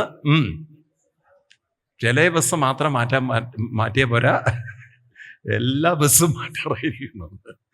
ഇതാണ് നമ്മുടെ വിദ്യാഭ്യാസത്തിന്റെ ഒരു ഗംഭീരത എന്ന് പറയുന്നത്. ഇങ്ങനെ എന്തൊക്കെ പോട്ടെ, ഇത് പറയാൻ പോയാൽ വെറുതെ അനാവശ്യ രാഷ്ട്രീയവും. അപ്പോ പറഞ്ഞു വരുന്നത്, കഴിവാണ് സമ്പത്ത്. എന്താണ്? കഴിവാണ്. അമ്മമാരുടെ കൈപ്പുണ്യല്ലേ ഏറ്റവും വലിയ സമ്പത്ത്. ആണോ? അതുകൊണ്ടാണ് ചിലര് ഭാര്യയോട് പറയും, എൻ്റെ അമ്മയുടെ കൈപ്പുണ്യൊന്നും നിനക്കില്ലല്ലോ, എൻ്റെ അമ്മയുടെ ഒരു കൈപ്പുണ്യം എന്താ എന്നുള്ളത്. ഇല്ലേ? അങ്ങനെ പറയാറില്ലേ? ഉണ്ടോ ഇല്ലയോ? ചില സാധനങ്ങൾ അമ്മമാരുണ്ടാക്കിയാൽ അതിനൊരു രുചി വളരെ കൂടുതലാണ്. ആണോ? എന്താ ഒന്നും മിണ്ടാത്തത് നിങ്ങൾ? ഇപ്പൊ അതൊക്കെ മറന്നോ? കാരണം ഈ പൊട്ട കഴിച്ച് നല്ലത് ഏതാ ചീത്തത് ഏതാ? ഈ പൊടികളൊക്കെ കടയിൽ വാങ്ങി കിട്ടുമല്ലോ, പൊടികളൊക്കെ ഇട്ടുള്ള സാമ്പാർ ഉണ്ടാക്കി മകള് അങ്ങനെ മക്കൾക്ക് കൊടുത്തു. ഒരു ദിവസം മക്കളൊക്കെ കൂടെ മുത്തശ്ശി കാണാൻ വന്നു. അപ്പൊ അമ്മമ്മ പാവം നല്ല ഈ തൃശ്ശൂർ സാമ്പാറിന് വ്യത്യാസമുണ്ട്. നിങ്ങളുടെ അവിടുത്തെ സാമ്പാർ പോലെയല്ല, അവിടെ നല്ല വറുത്തരച്ചിട്ടൊക്കെയാണ്.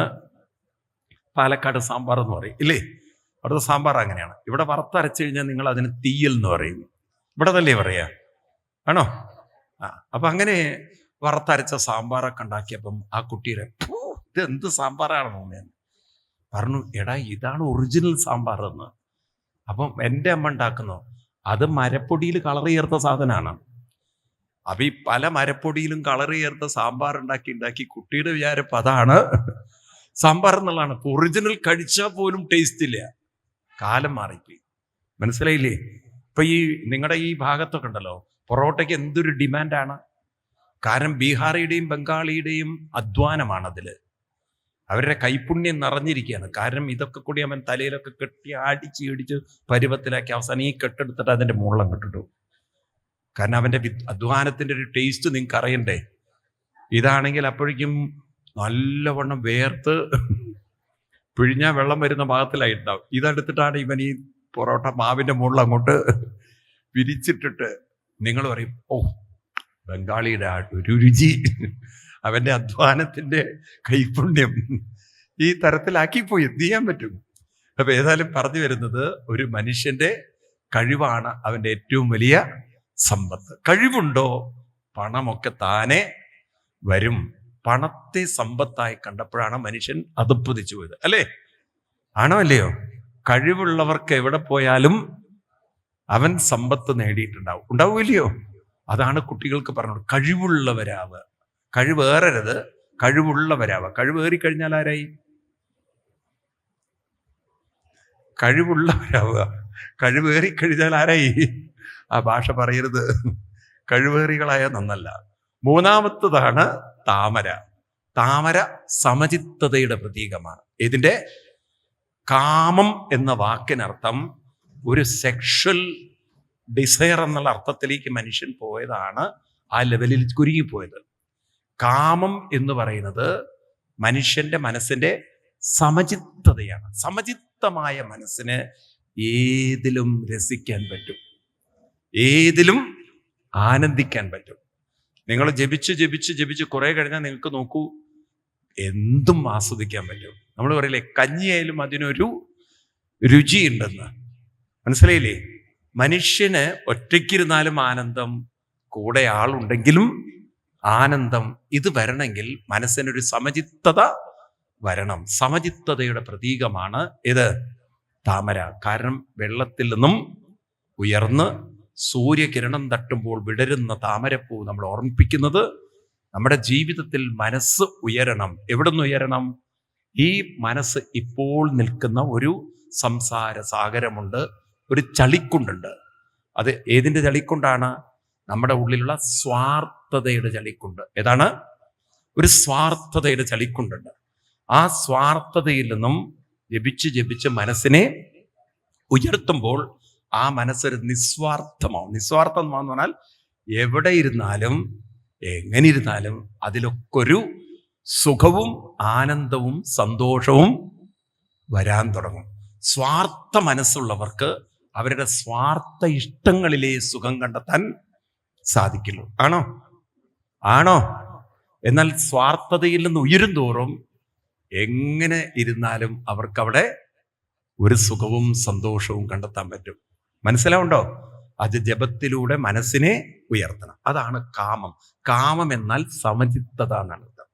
അവസാനം ചക്രം എന്നത് കൊല്ലാനുള്ളതല്ല, ചക്രം എന്നത് സമദർശനമാണ്. ചക്രം എന്നത് സമദർശനത്തിന്റെ ചക്രമാണ്. ചക്രം എന്നുള്ളത് ഒന്നും കൂടി ഓർക്കുക, ഞാൻ പറഞ്ഞത് പൂർണ്ണതയിൽ നിന്നും വന്നത് തിരിച്ച് പൂർണ്ണതയിലേക്ക് എത്തണം. അപ്പൊ പൂർണ്ണതയിലേക്ക് എത്തുമ്പോൾ മനുഷ്യന് മനസ്സിലാവും എല്ലാവരും വാസ്തവത്തിൽ ഒരു സത്യത്തിന്റെ വ്യത്യസ്ത ആവിഷ്കാരങ്ങളാണെന്ന്. ആ ഭാവത്തിൽ വേണം നമ്മൾ ചുറ്റുപാടിനെ കാണാൻ. ആരും വലിയവരുമല്ല, ആരും ചെറിയവരുമല്ല. കാരണം ഒരേ ഈശ്വരന്റെ വൈവിധ്യ രൂപങ്ങൾ, ഒരേ കൈത്തണ്ടയിൽ 5 വ്യത്യസ്ത വിരലുകൾ. ഇതൊക്കെ ഒന്ന് മനസ്സിലാക്കിയാൽ അങ്ങനെ പൂർണ്ണതയിലേക്ക് എത്തുമ്പോൾ ജലേ വിഷ്ണു സ്ഥലേ വിഷ്ണു വിഷ്ണുരാകാശമുച്യതേ സ്ഥാവരം ജംഗമം വിഷ്ണു സർവം വിഷ്ണുമയം ജഗത്. വിഷ്ണു ആരാണ്? സർവം വിഷ്ണുമയം. എല്ലാം ആരാണ്? വിഷ്ണു തന്നെ എന്നുള്ളൊരു ദർശനത്തിലേക്ക് എത്തുമ്പോൾ ആ ദർശനത്തിൻ്റെ പേരാണ്, അവസാനത്തെ ഒരു ദർശനമുണ്ട്, ആത്മദർശനം. ആ ദർശനം തന്നെയാണ് ബ്രഹ്മദർശനം. എന്താണ്? അങ്ങനെയൊക്കെയുള്ളൊരു ദർശനത്തിലേക്ക് മനസ്സിനെ ഉയർത്തിയെടുക്കാൻ, പാകപ്പെടുത്താനാണ് വിഷ്ണു ഭഗവാൻ 4 കൈകളിൽ 4 ആയുധം വെച്ചത്. വാസ്തവത്തിൽ അത് തൊഴുതു പോകാനുള്ളതല്ല, അത് നേടിയെടുക്കാനുള്ളതാണ്. ധർമ്മ അർത്ഥ കാമ മോക്ഷങ്ങളെ.